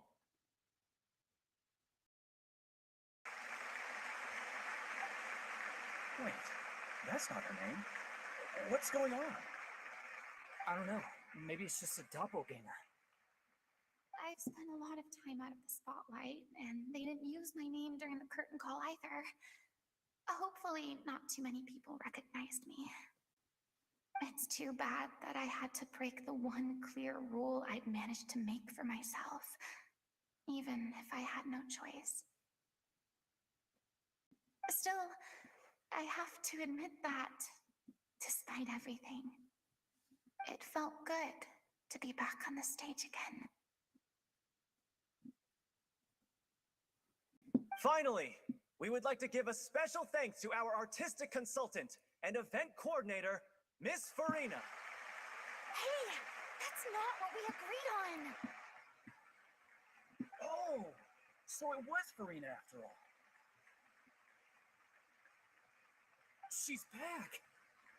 Honestly, what is he doing? He should have run that by me first.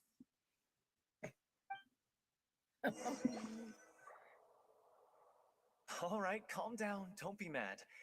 This was a group decision. We just didn't want your contributions to go unacknowledged.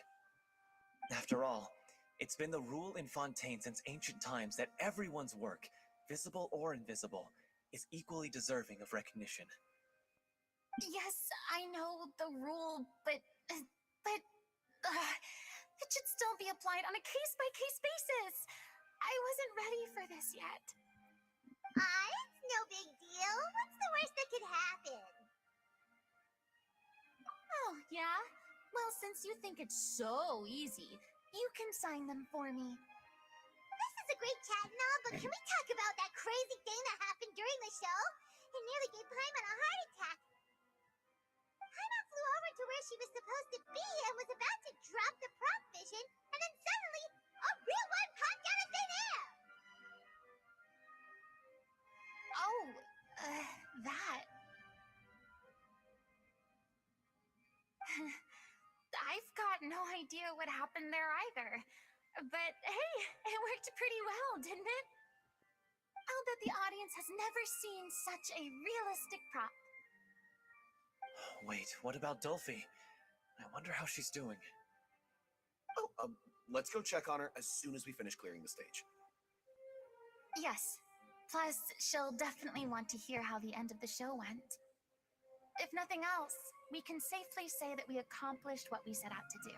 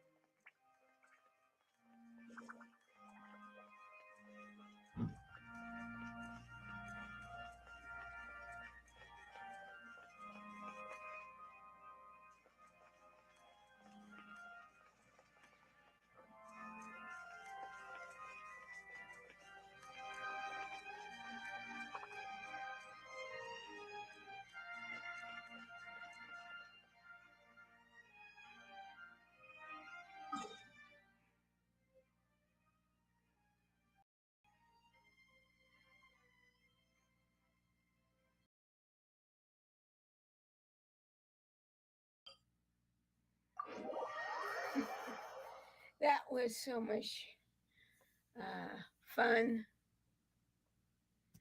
And then we'll go on the other side and then go to the other one.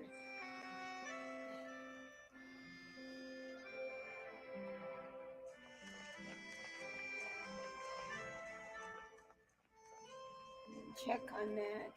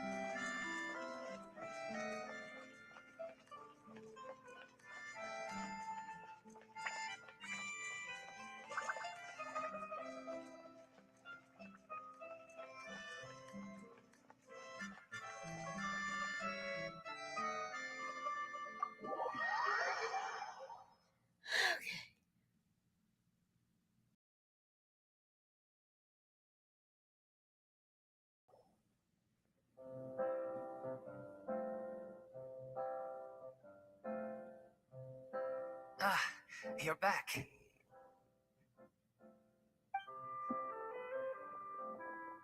She's doing okay.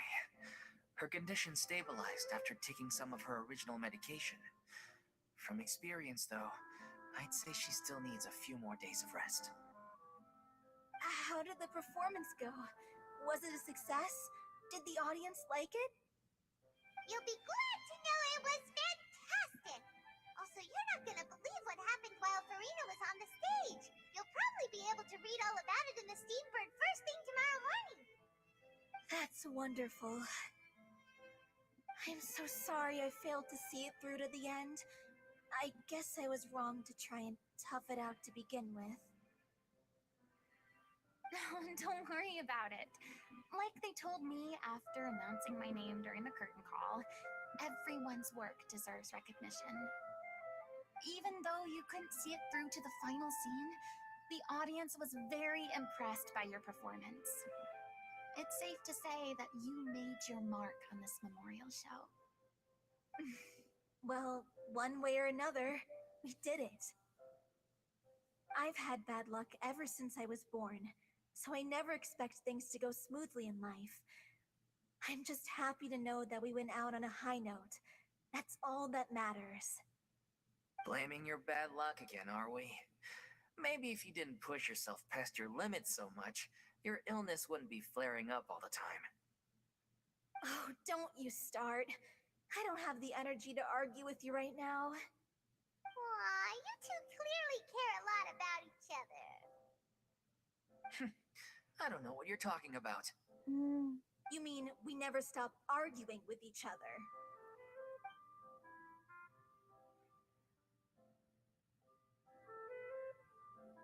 So, any plans for the next step? After the brilliant performance you put on, the reputation of your troupe is sure to spread through Fontaine like wildfire. You won't have to disband if you don't want to. You could capitalize on the rave reviews and license out the Little Oceanid to the bigger theater troupes out there. That would do wonders for your financial situation. No, we should still disband. Yeah, it's what we all agreed to. After all this happened, I should give you guys some space. But maybe our paths will cross again one day. Hey, don't just walk off!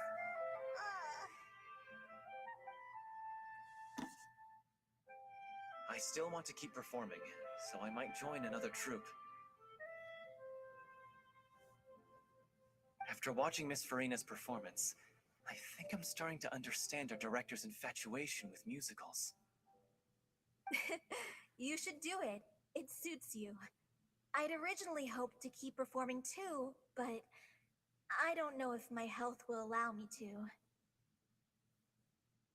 Oh, so now you finally got your priorities in order. I guess I'll hold off until you've properly recovered as well. What about you, Miss Furina? Any future plans? Well, frankly, I think a return to obscurity is no longer an option for me. I'm sure a slew of consultancy requests will hound me wherever I go until I finally acquiesce. You rather sealed my fate there with your special thanks at the end of the show.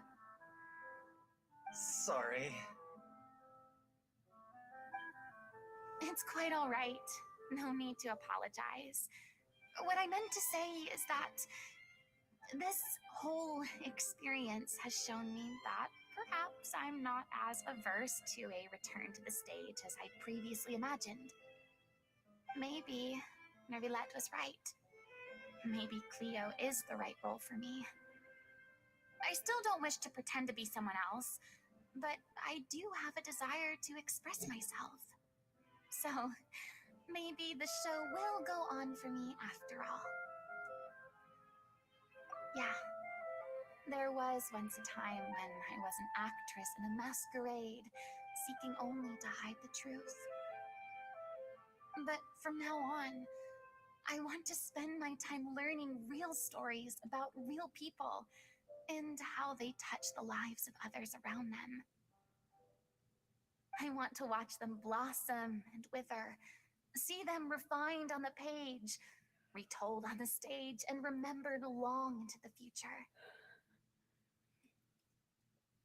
I'm sure this is what captivated director O'Reilly as well. Sounds like you're ready to stop running from your true calling. The more you get out into the world, the more you'll discover what a fascinating place it is. Then it's a deal. If a vision is a gift from the gods, then I should do my best to honor it.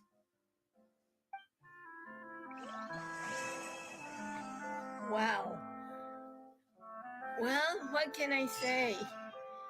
It's beautiful and fantastic with very sad ending. But it turned happily. So, come on.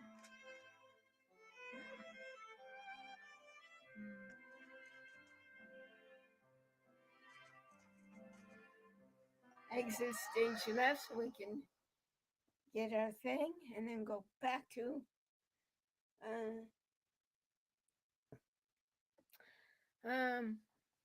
leeway. Okay, we're going to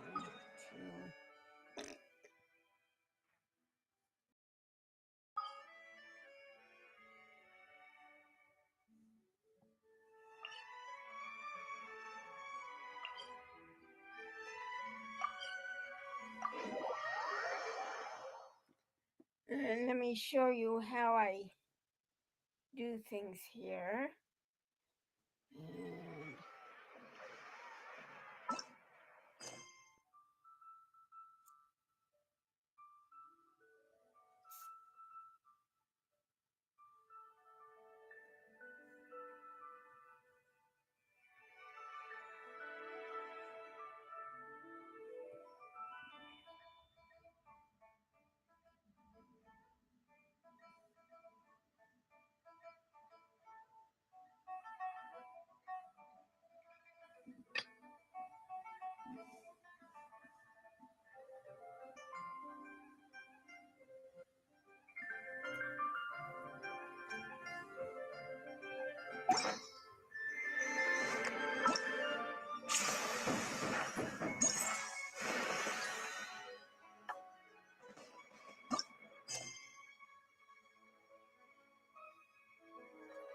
now that was also a very wonderful way.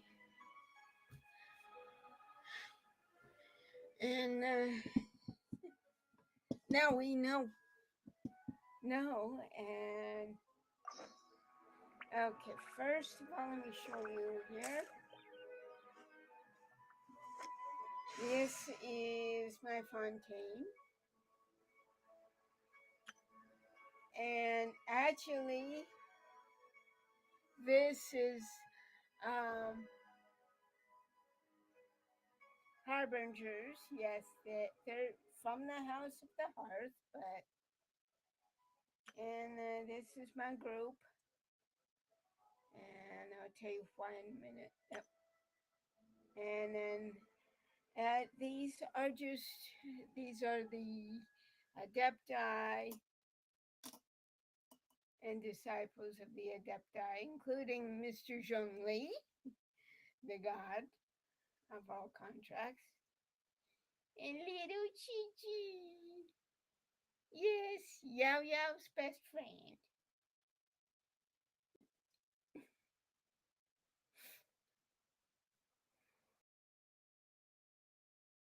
So,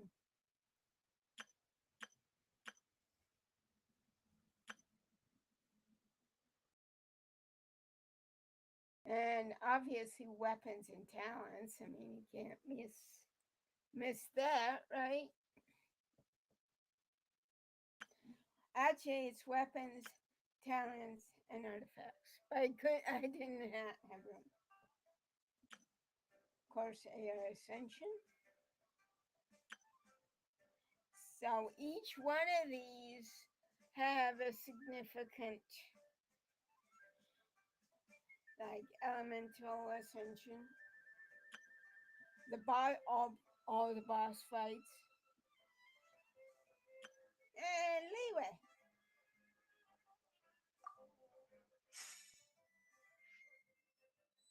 Inazuma. Mondstadt. And we can't forget Smeru, right?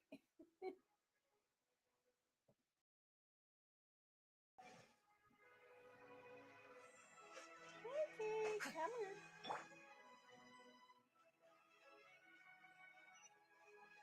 Come on. Yeah, that's a good girl.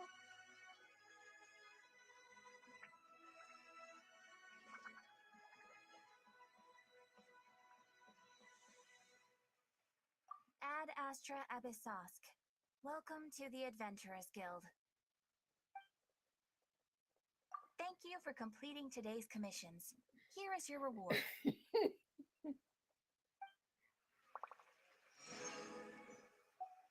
Okay. Now let's get some food.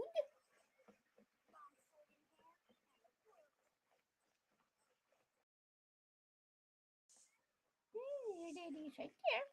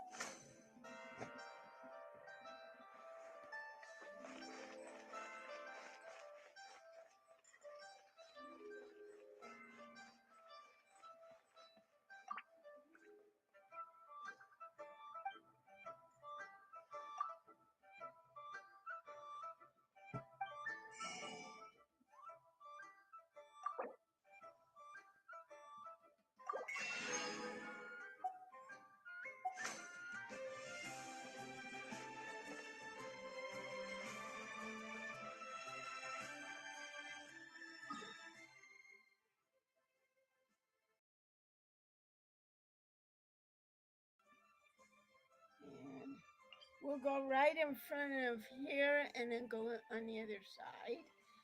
And I will check on everything and then come back and do that.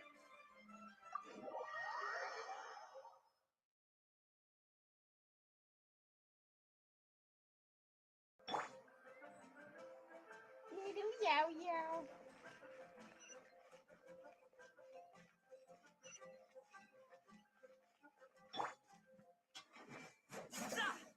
Will you stop that?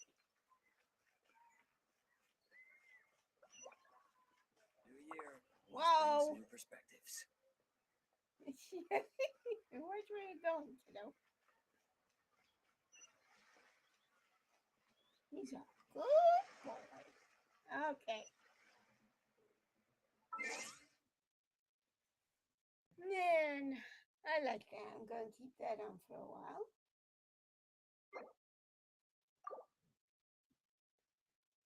Boy, that was deep.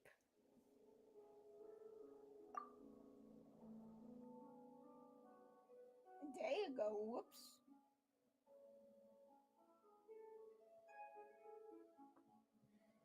And wow, it is just so beautiful.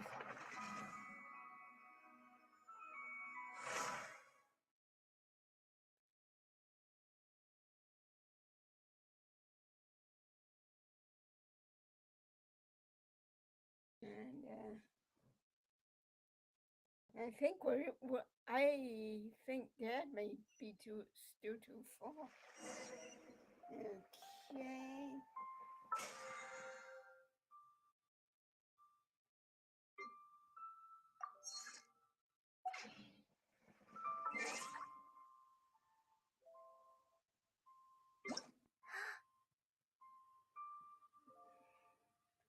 Captain Beidou. Okay.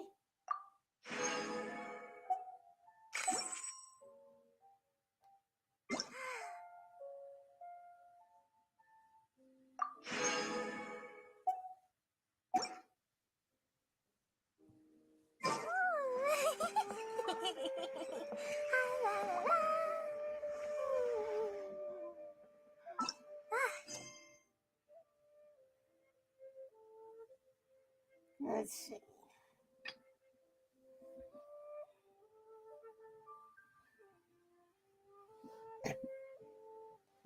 Geo Diary. No honor. Spreading evil. Okay.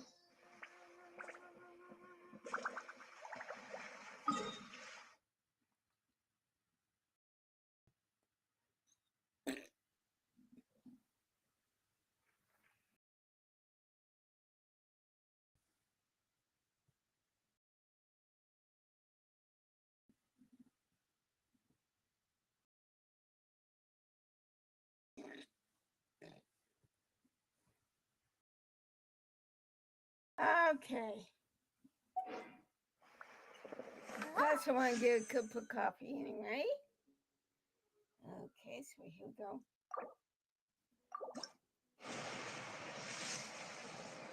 Oh, yellow, purple, purple. And the flute is not a bad weapon.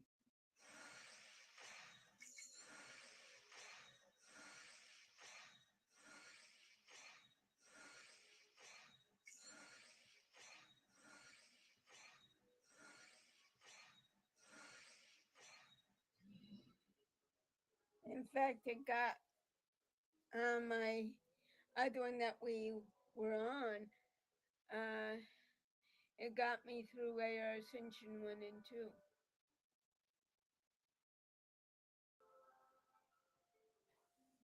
At refinement rank 1, so it's a good weapon.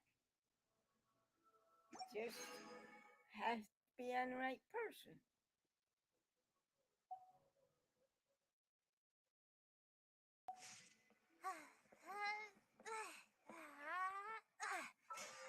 This thing's bigger than you are, kiddo.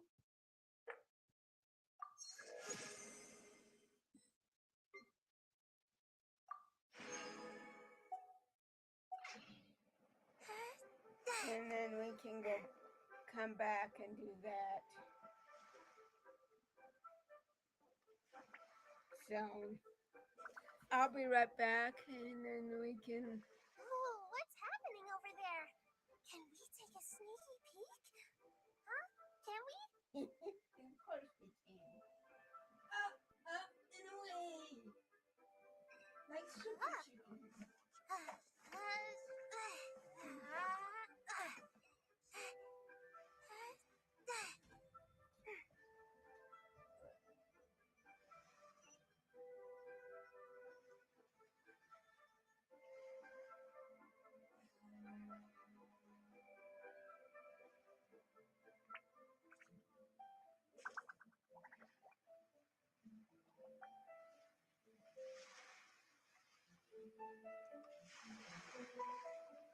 I've got a bunch of interesting gadgets, all from my time. Don't put off until tomorrow what you can do today. Come on, let's get a move on.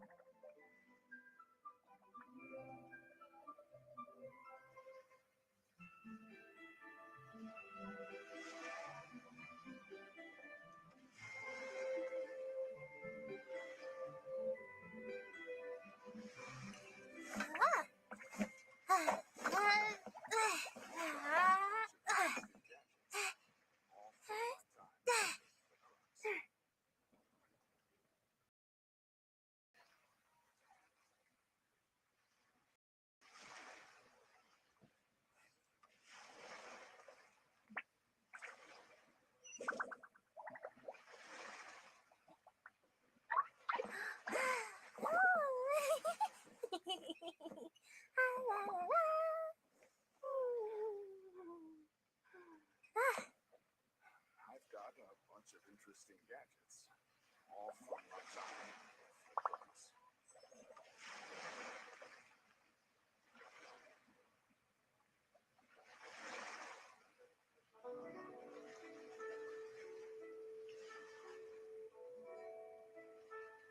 Ooh, what's happening over there? Can we take a sneaky peek? Huh? Can we?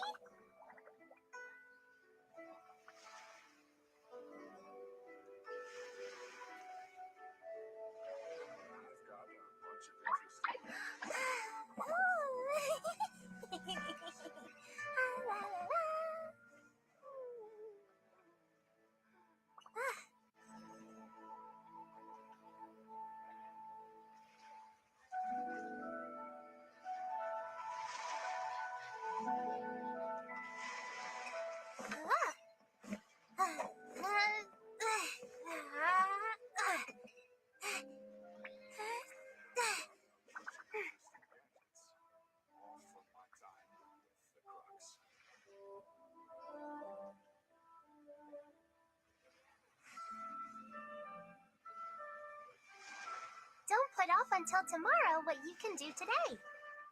Come on, let's get a move on.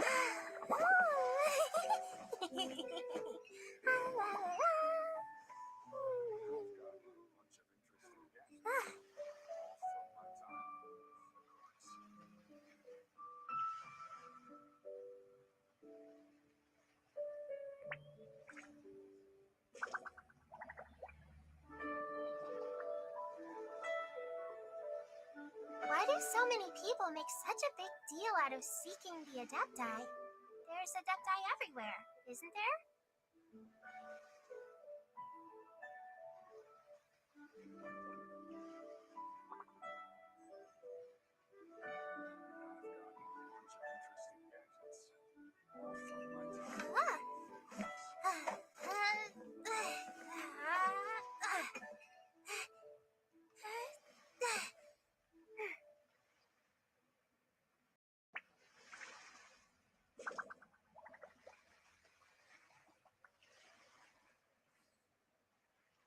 Ooh, what's happening over there?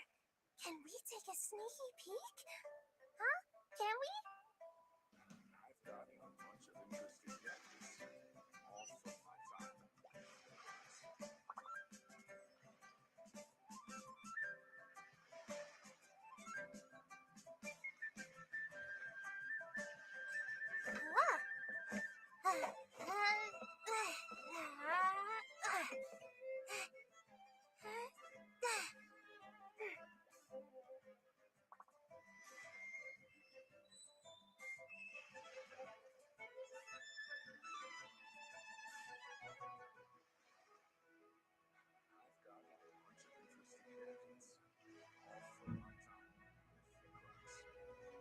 Don't put off until tomorrow what you can do today.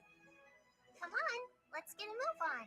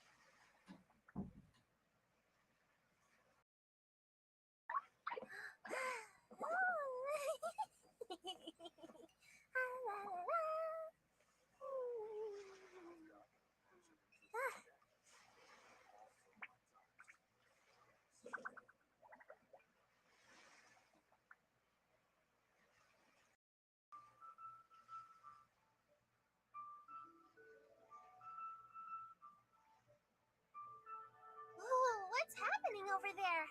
Can we take a sneaky peek? Huh? Can we?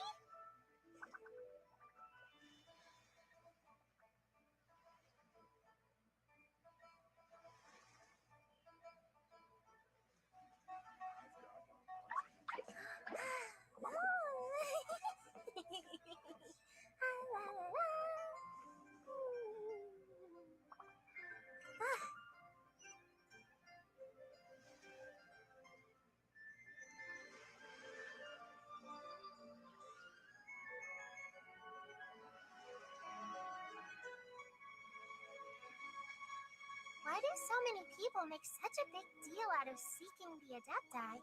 There's Adepti everywhere, isn't there?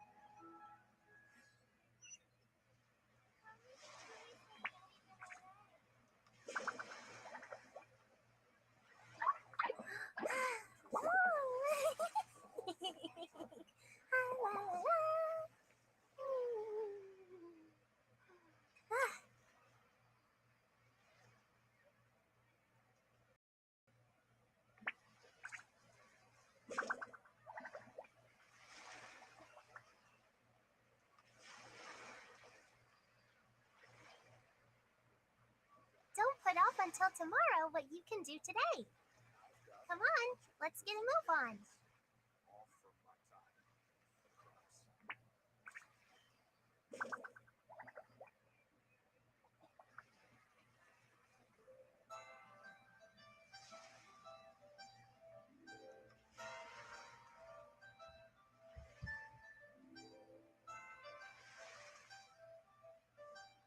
Ooh, what's happening over there?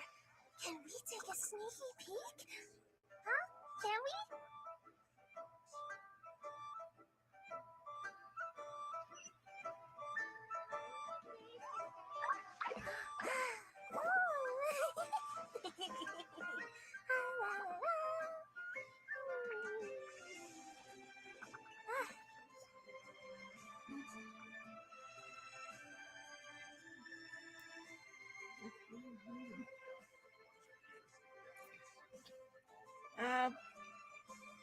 Don't put off until tomorrow what you can do today.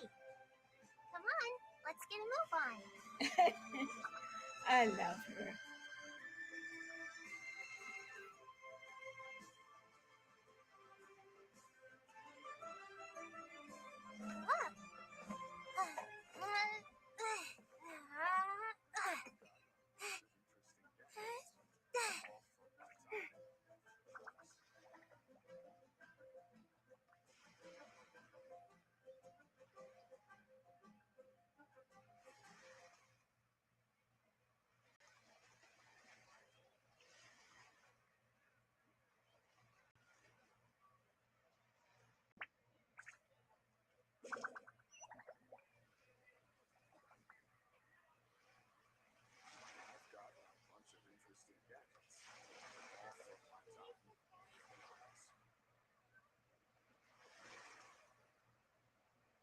Ooh, what's happening over there?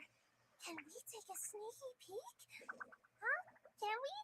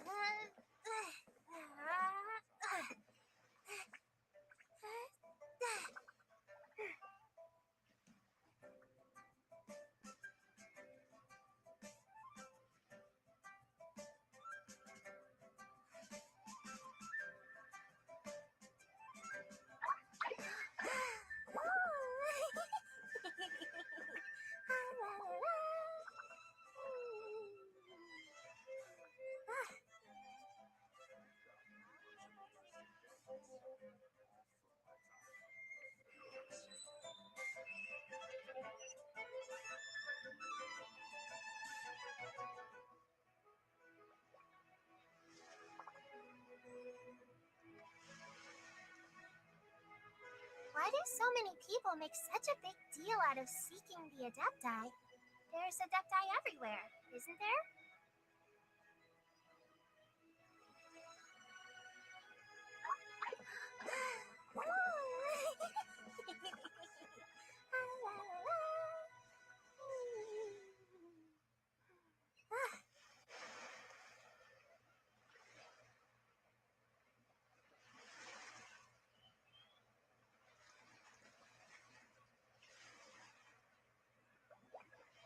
Ooh, what's happening over there? Can we take a sneaky peek? Huh? Can we?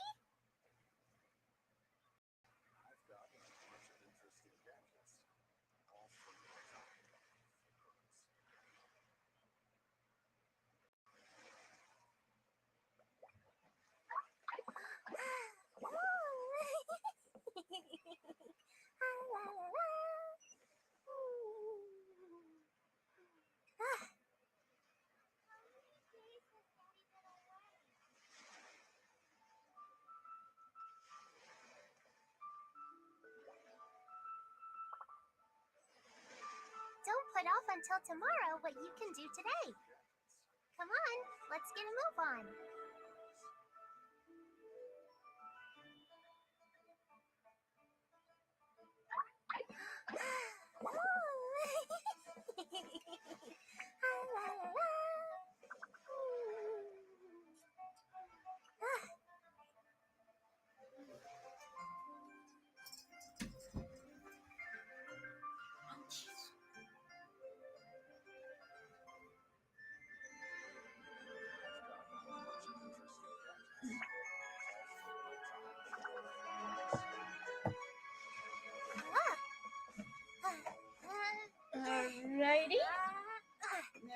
do the other thing. And that's my little yo-yo.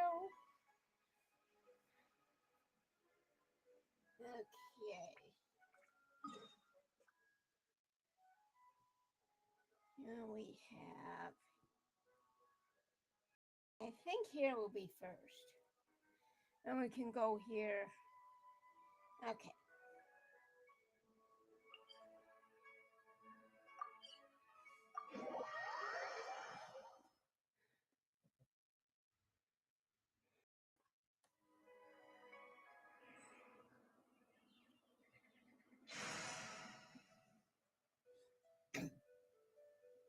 And this is just the same.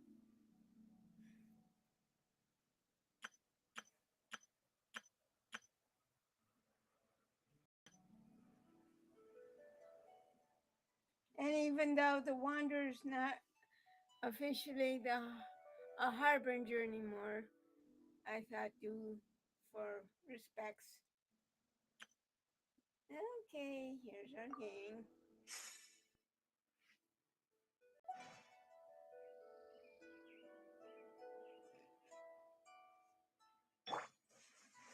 Booba, get them!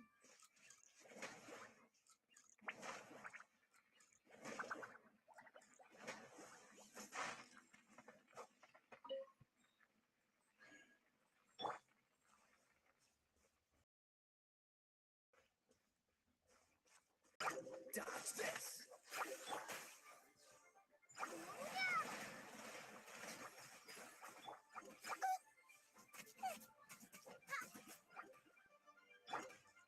Rain outlines your fate. This moment will be frozen in time.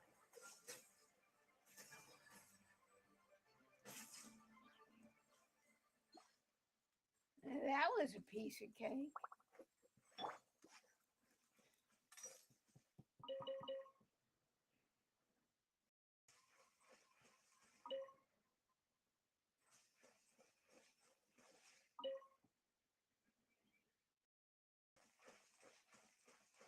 And she's a resident cook.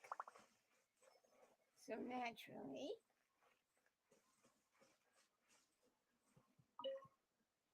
Now with hers, here she's, and this is her numbers. I know. Her crit rate, you know, but that's the way it sometimes goes when you're rolling. And this is her weapon. This has been used since early on when it was early on back in 2020, and she's had this ever since and got her through AR Ascension 1 and 2, and that's perfect weapon.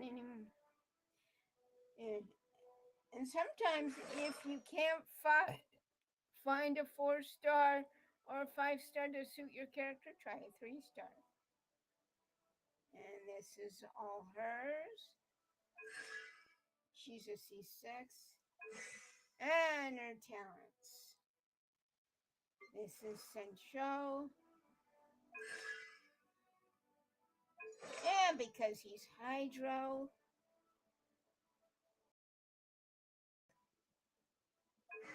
And this is his new weapon.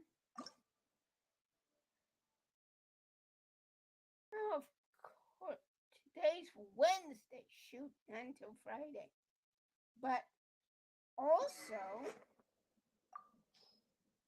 now where'd it go? This is his weapon.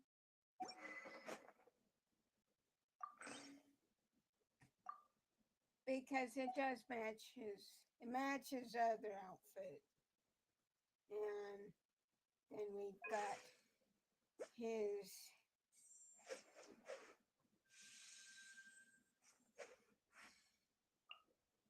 and this is our little Chi-Chi.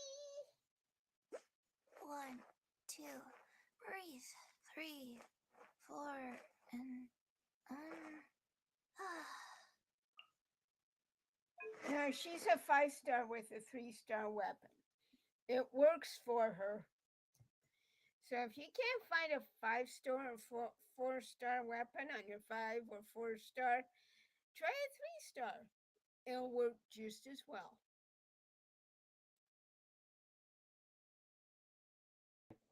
Like for Chi Chi the Harbinger done.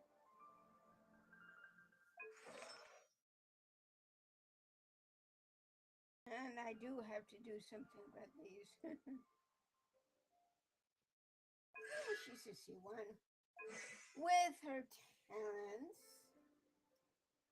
Now this is Hydro Traveler. Each traveler is different. Each. And this one here. And this one here, which I'm going to do first, since all I have to do is get this here.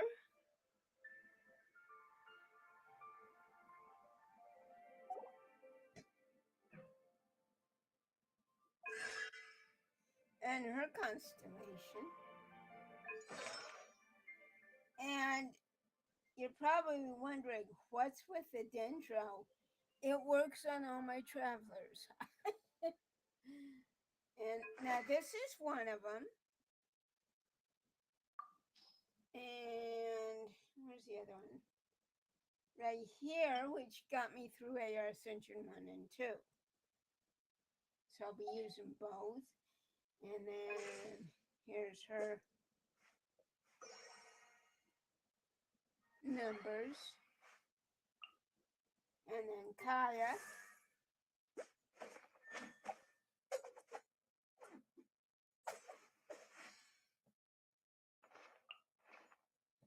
With his weapon. And on my PlayStation, it's still the cool steel sword.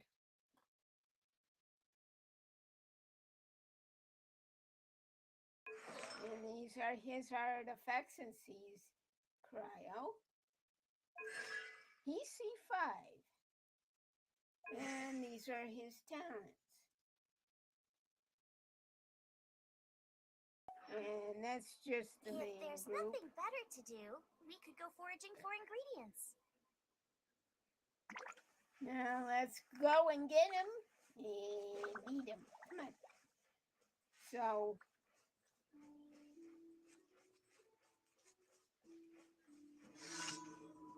oh, you guys are in trouble now. Another test job. Freeze! No, my sword! You're open. Have a taste of this. Wipe out! Try. Water jet! Oh, so sorry. No, you're not. Let me leave you a verse. Done. Out of the frying pan, into the fire. You're toast. Picked the wrong test subject. Another test. That Nice and spicy. Go! Yeah!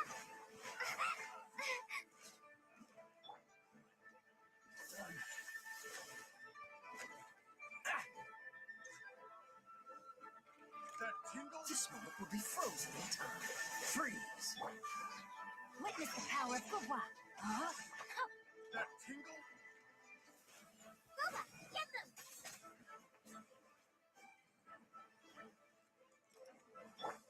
Does that tingle? Yeah! Bombs away! Zap. You cannot beat their team. But then they're idiots. Rain outlines your fate.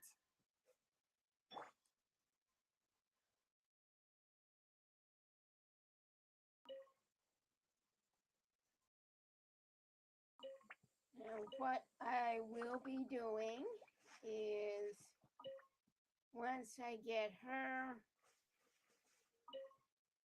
already, I'm going to be doing the AR Ascension live so you guys get to see what's happening.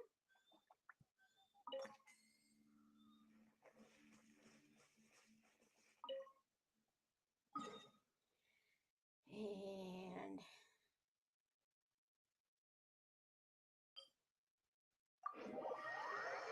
so you can see, what's happening. And but tomorrow will be Talk Tuesday, so you have anything No, my sword! to talk about, let you know what is going on, and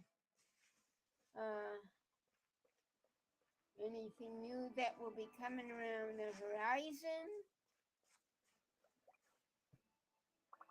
And then let me take a swig.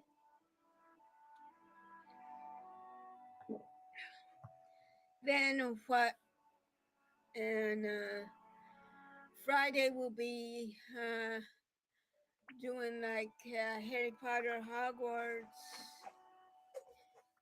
some Disney magic, maybe talking about Kingdom Hearts and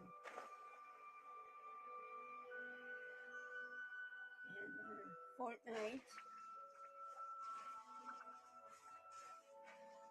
Oh, that's how you do it. Thank you, Kaya.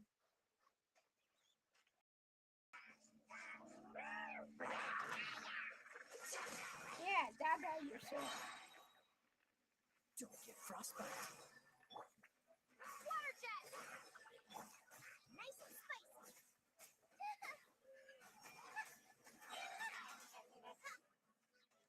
Eat this! Go!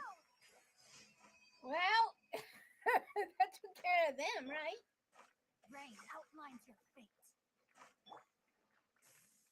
And then Saturday, then this weekend will be the Genshin weekend. I do plan to do some Doctor Who costumes, so if you're going to Gallifrey, please tell everybody I said hi and I miss him and I don't know. I'd like to come back, but I don't want to leave my dad, and then coming back with him being a corpse, because that wouldn't be good. Because now it's just the two of us, and let them know that my mom passed away of terminal lung cancer. And for those of you who are on YouTube, please like and subscribe. And we're planning on doing this Friday, doing and any other type right now. This one up here for your guys' information. Yes. This guy. So, and because I nearly called Fontaine in Azuma, but anyway, the Fontaine event, I wanted to do Furina's story quest, but I went right to the event story quest, so I had to do that. So we're gonna. I can't decide whether pyrocytes taste better with salt and pepper or garlic and Oh, sleepyheads. Okay. Out of the frying pan, into the pot. Oh, no, you don't hear. What now?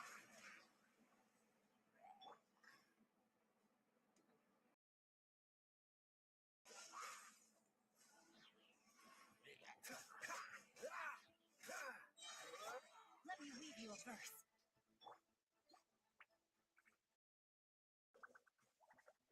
It's coming. She's coming. Oh, really? Oh, so sorry.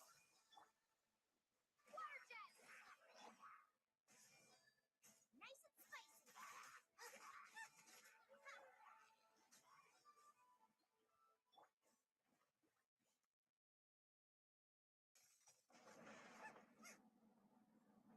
Alright, come on.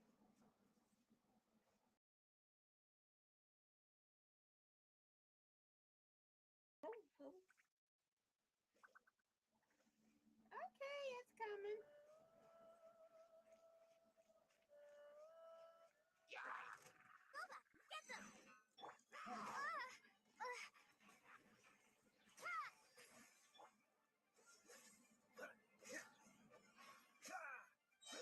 Don't get frostbite. Cool.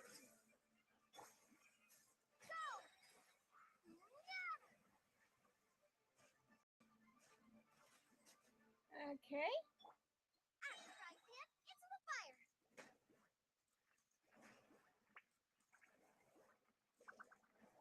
Okay, come on. Oh boy, here we go.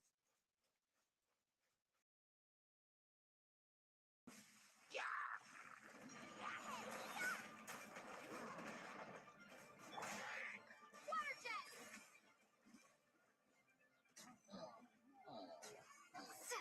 Come on.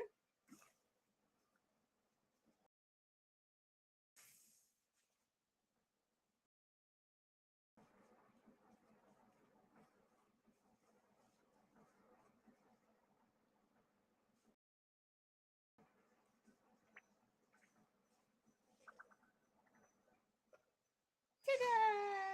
Yep.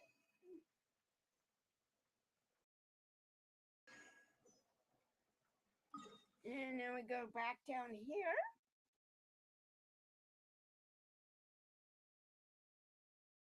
To here. Okay.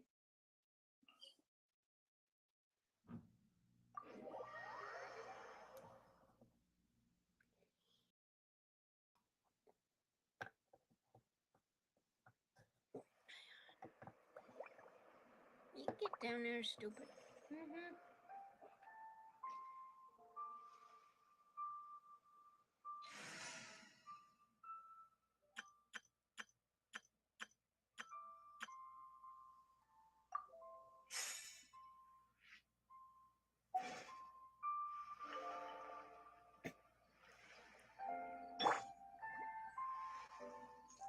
Our guy here.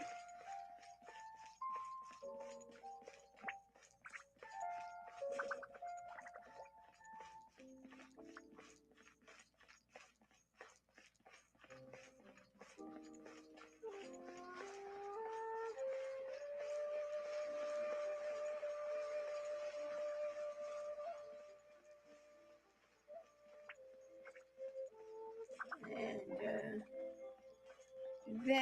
my dad and I were talking about just having sandwiches. His burger was huge. And it didn't need to be.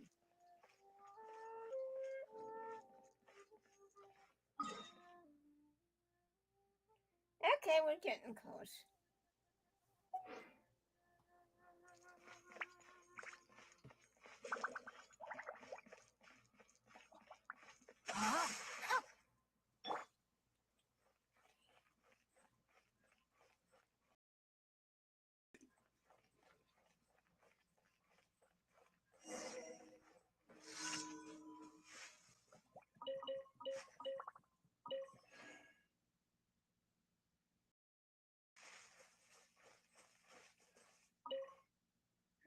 Okay.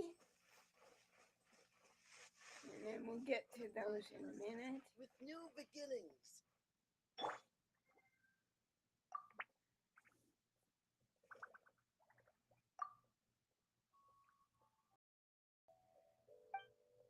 Mm-hmm.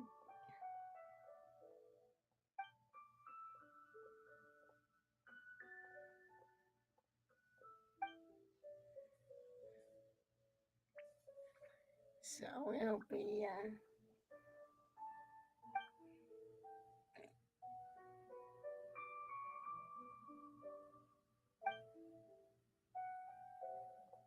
And right now, the schedule is sort of tentative since you never know. And I also want to make an appointment for Dad and I, especially for my dad,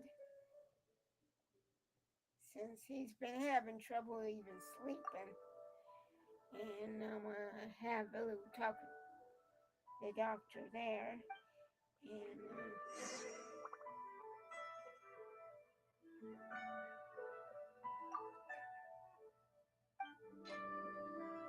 ooh,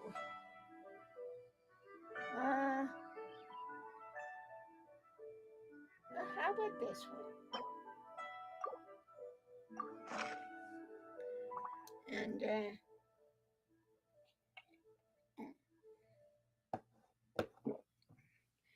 then because he needs to be shown how to do his clean his hearing aids, and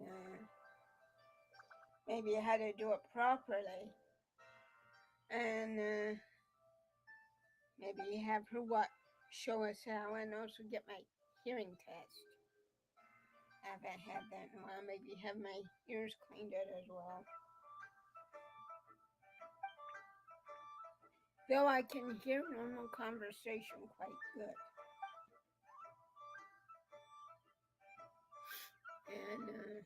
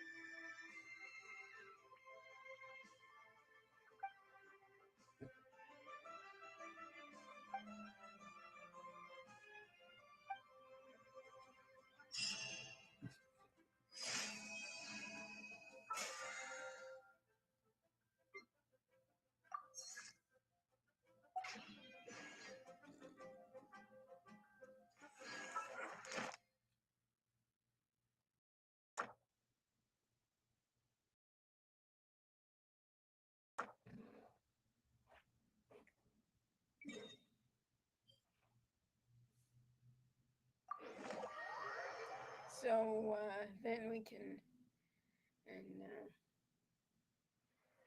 and because they're so tentative, never can tell what it is. Ad Astra Abyssosk. Welcome to the Adventurers Guild. Thank you for completing today's commissions. Here is your reward.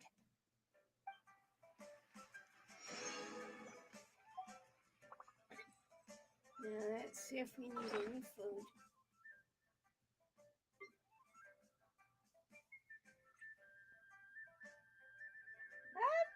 Okay.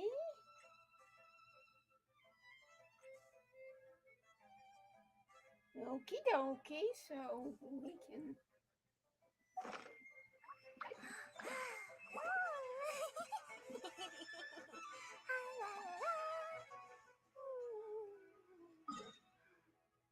Go back over here and go back over here.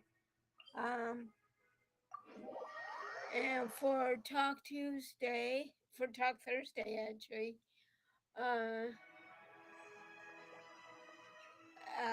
I am, since we are drama free, I don't think we need to talk about that really anymore, since that's been just talked about.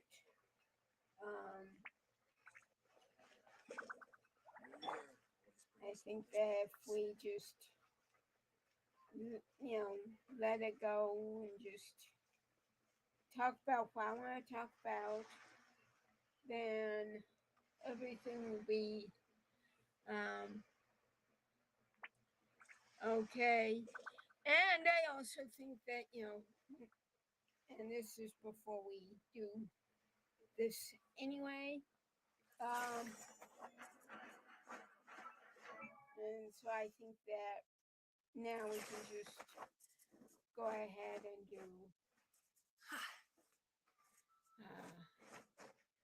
do our planning, and then if there's anything that, any appointments like that, then they'll come.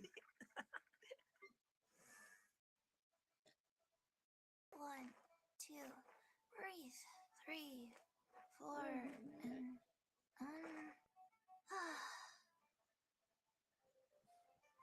Okay.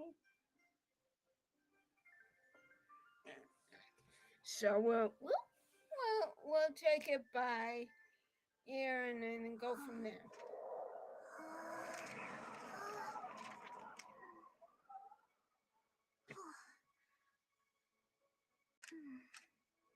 Don't go away. I need you. Yeah, I need you. Please don't blow away. 1, 2, breathe. 3, 4, and And also, if you want me to add, like, maybe exercising or doing our muscle thing, that'll be good too. In fact, that's what we might start as anyway.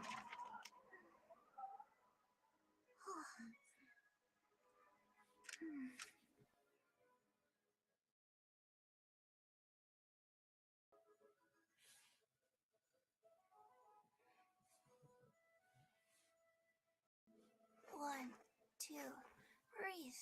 3, 4, and Okay.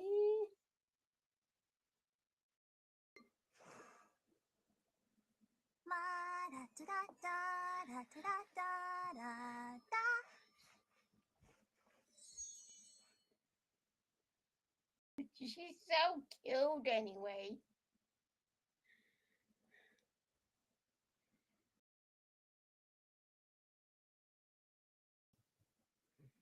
I wonder when I'll be as tall as my big sister.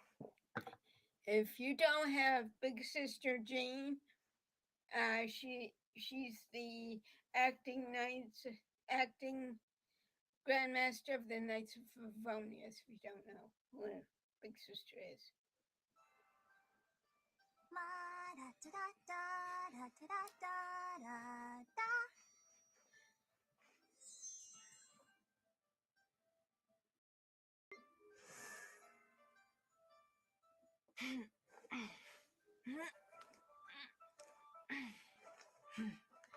Now, for anybody with any neck, shoulder blades problem, this is a great exercise for that, I found. And even when I think I'm going to sleep wrong, I end up having no problems. So, and when I start to have problems, and I do this again, and it works beautifully.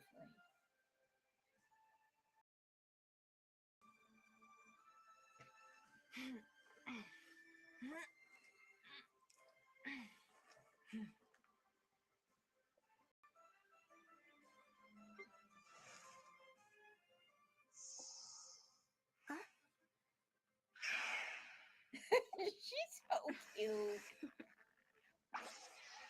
Toodaloo.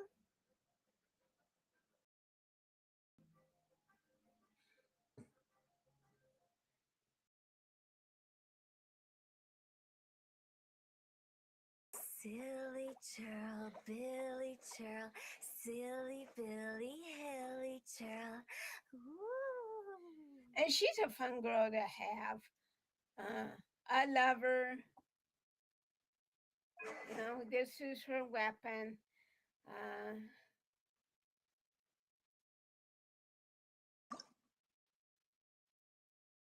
Wednesday. Oh, that's today. these are her artifacts. And her constellation. And then her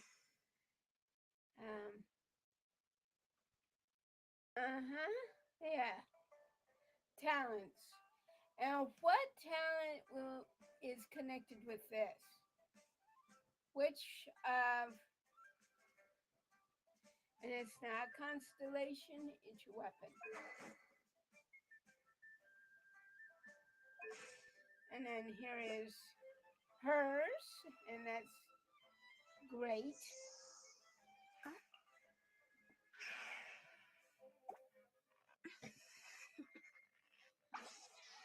Toodaloo.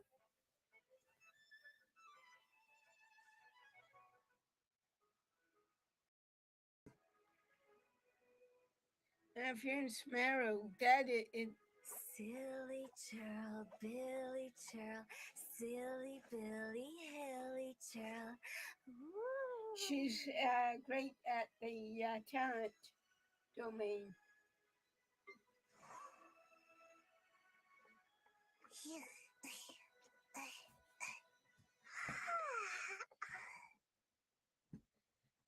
So she's great at the talent domain. And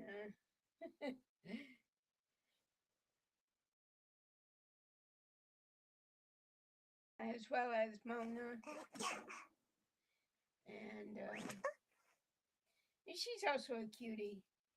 Because if you ever did the Inazuman author event and you noticed a barrel with a tail, do you see a resemblance?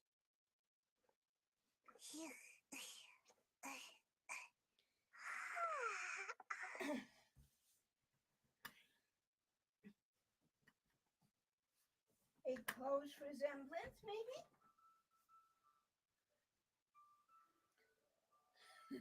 Yep, that was Sayu. That was a little Sayu.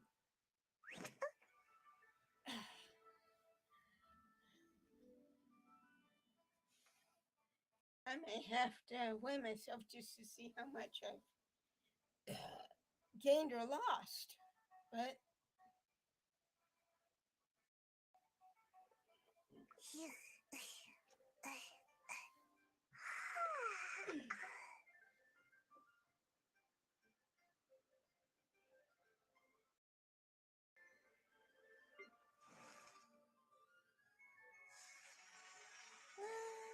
and I just got her. She's so cute. Reminds me of those when we were in arcade and then we would go to watch the fireworks in the 3-hump bridge.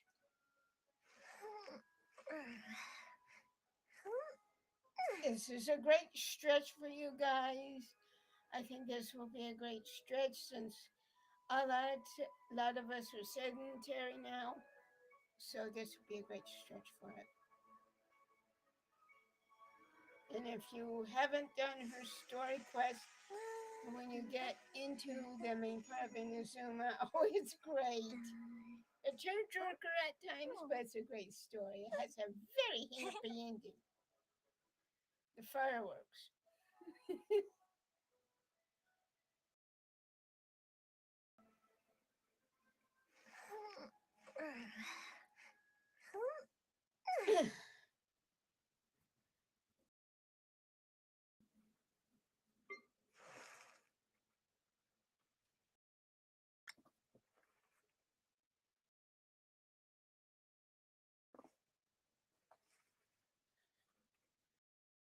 And every woman likes to look good.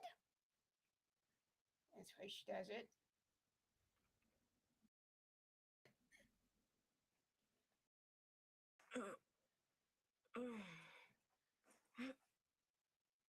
This is also a great stretch, I think.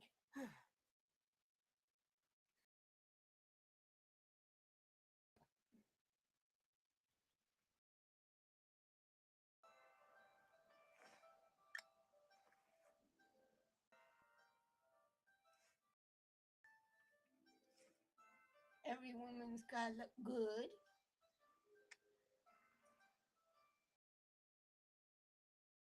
And also this weekend we're going to be doing the tier list.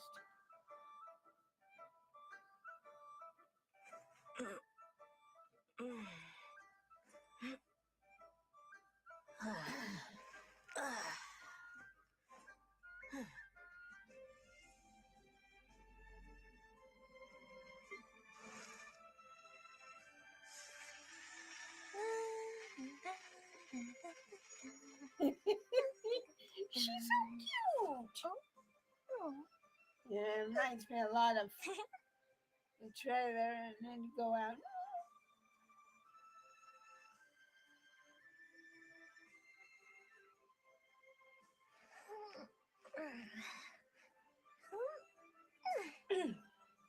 This is also a great stretch if you're not able to stand.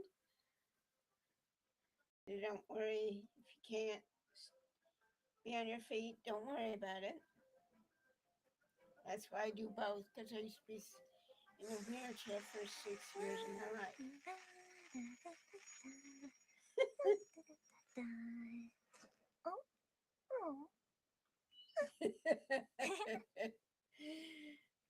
She's so happy and go lucky.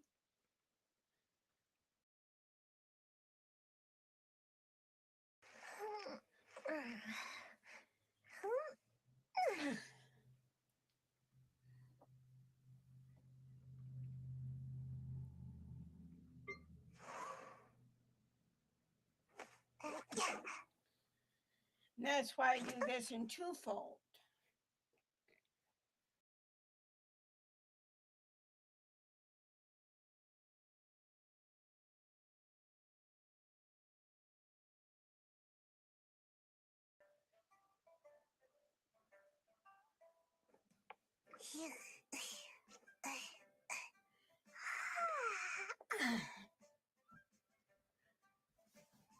I'll move this, but I won't move it to where I clunk my head. That wouldn't be too smart.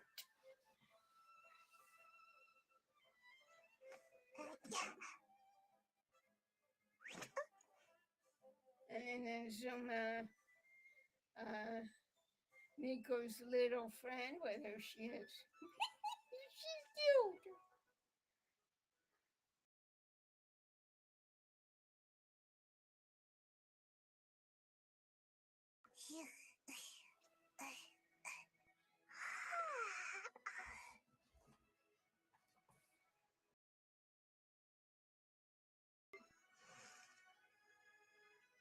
Silly churl, Billy churl, silly Billy, hilly churl.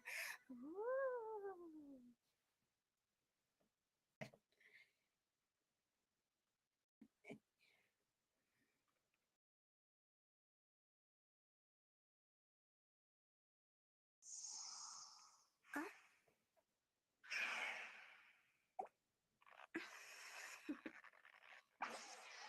Toodaloo.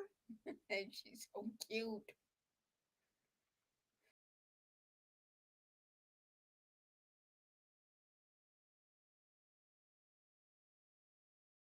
Silly churl, Billy churl, silly Billy, hilly churl. Woo!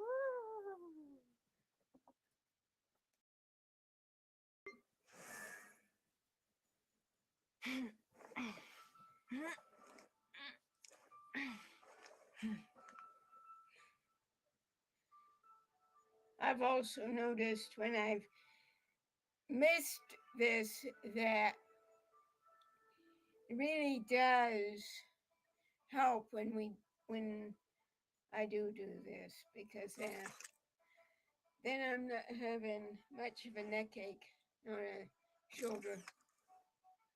But when I don't, I feel it. Oh, excuse me.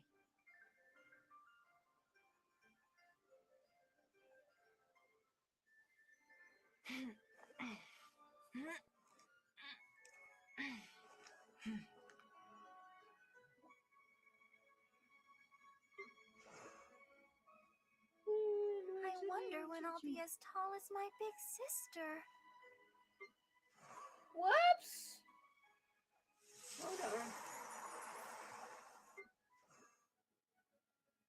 I wonder when I'll be as tall as my big sister. And that's her right there.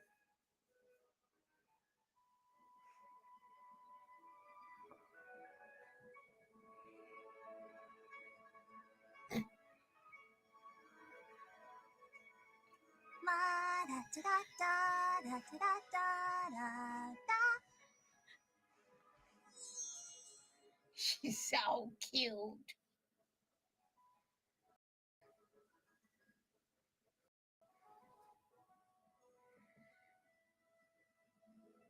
And you get her either by summoning or by beating Vaughn.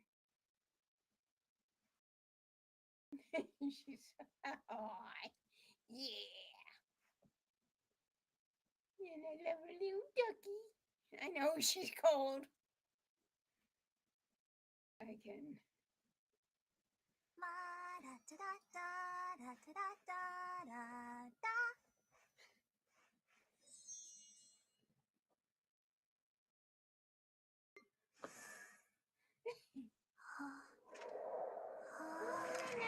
No. Don't go away.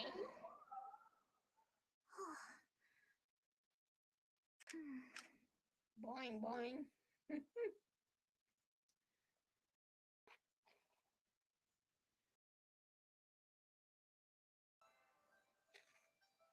One, two, breathe. 3, 4, and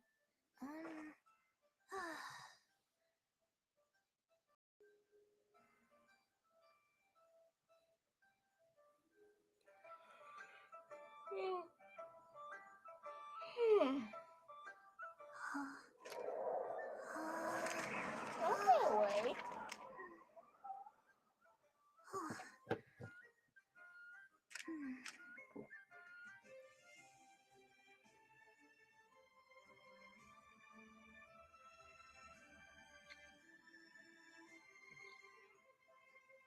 One, two, breathe.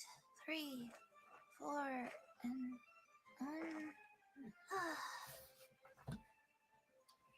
Alrighty then. I will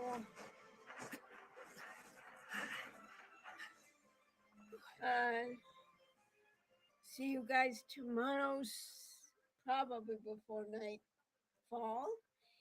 And I will be making calls in the morning to my doctor and to my hearing doctor, as my dad's hearing doctor. Oh, he's so ticklish.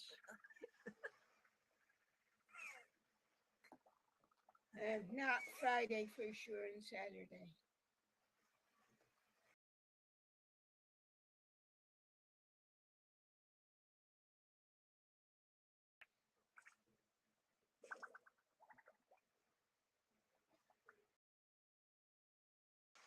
And I hope you take care of yourselves. Have a great and boom booms and mouth. evening, and I need to tighten up that part. we will morning or afternoon, depending on where you are in the world. Let's put love back into the world because love conquers all.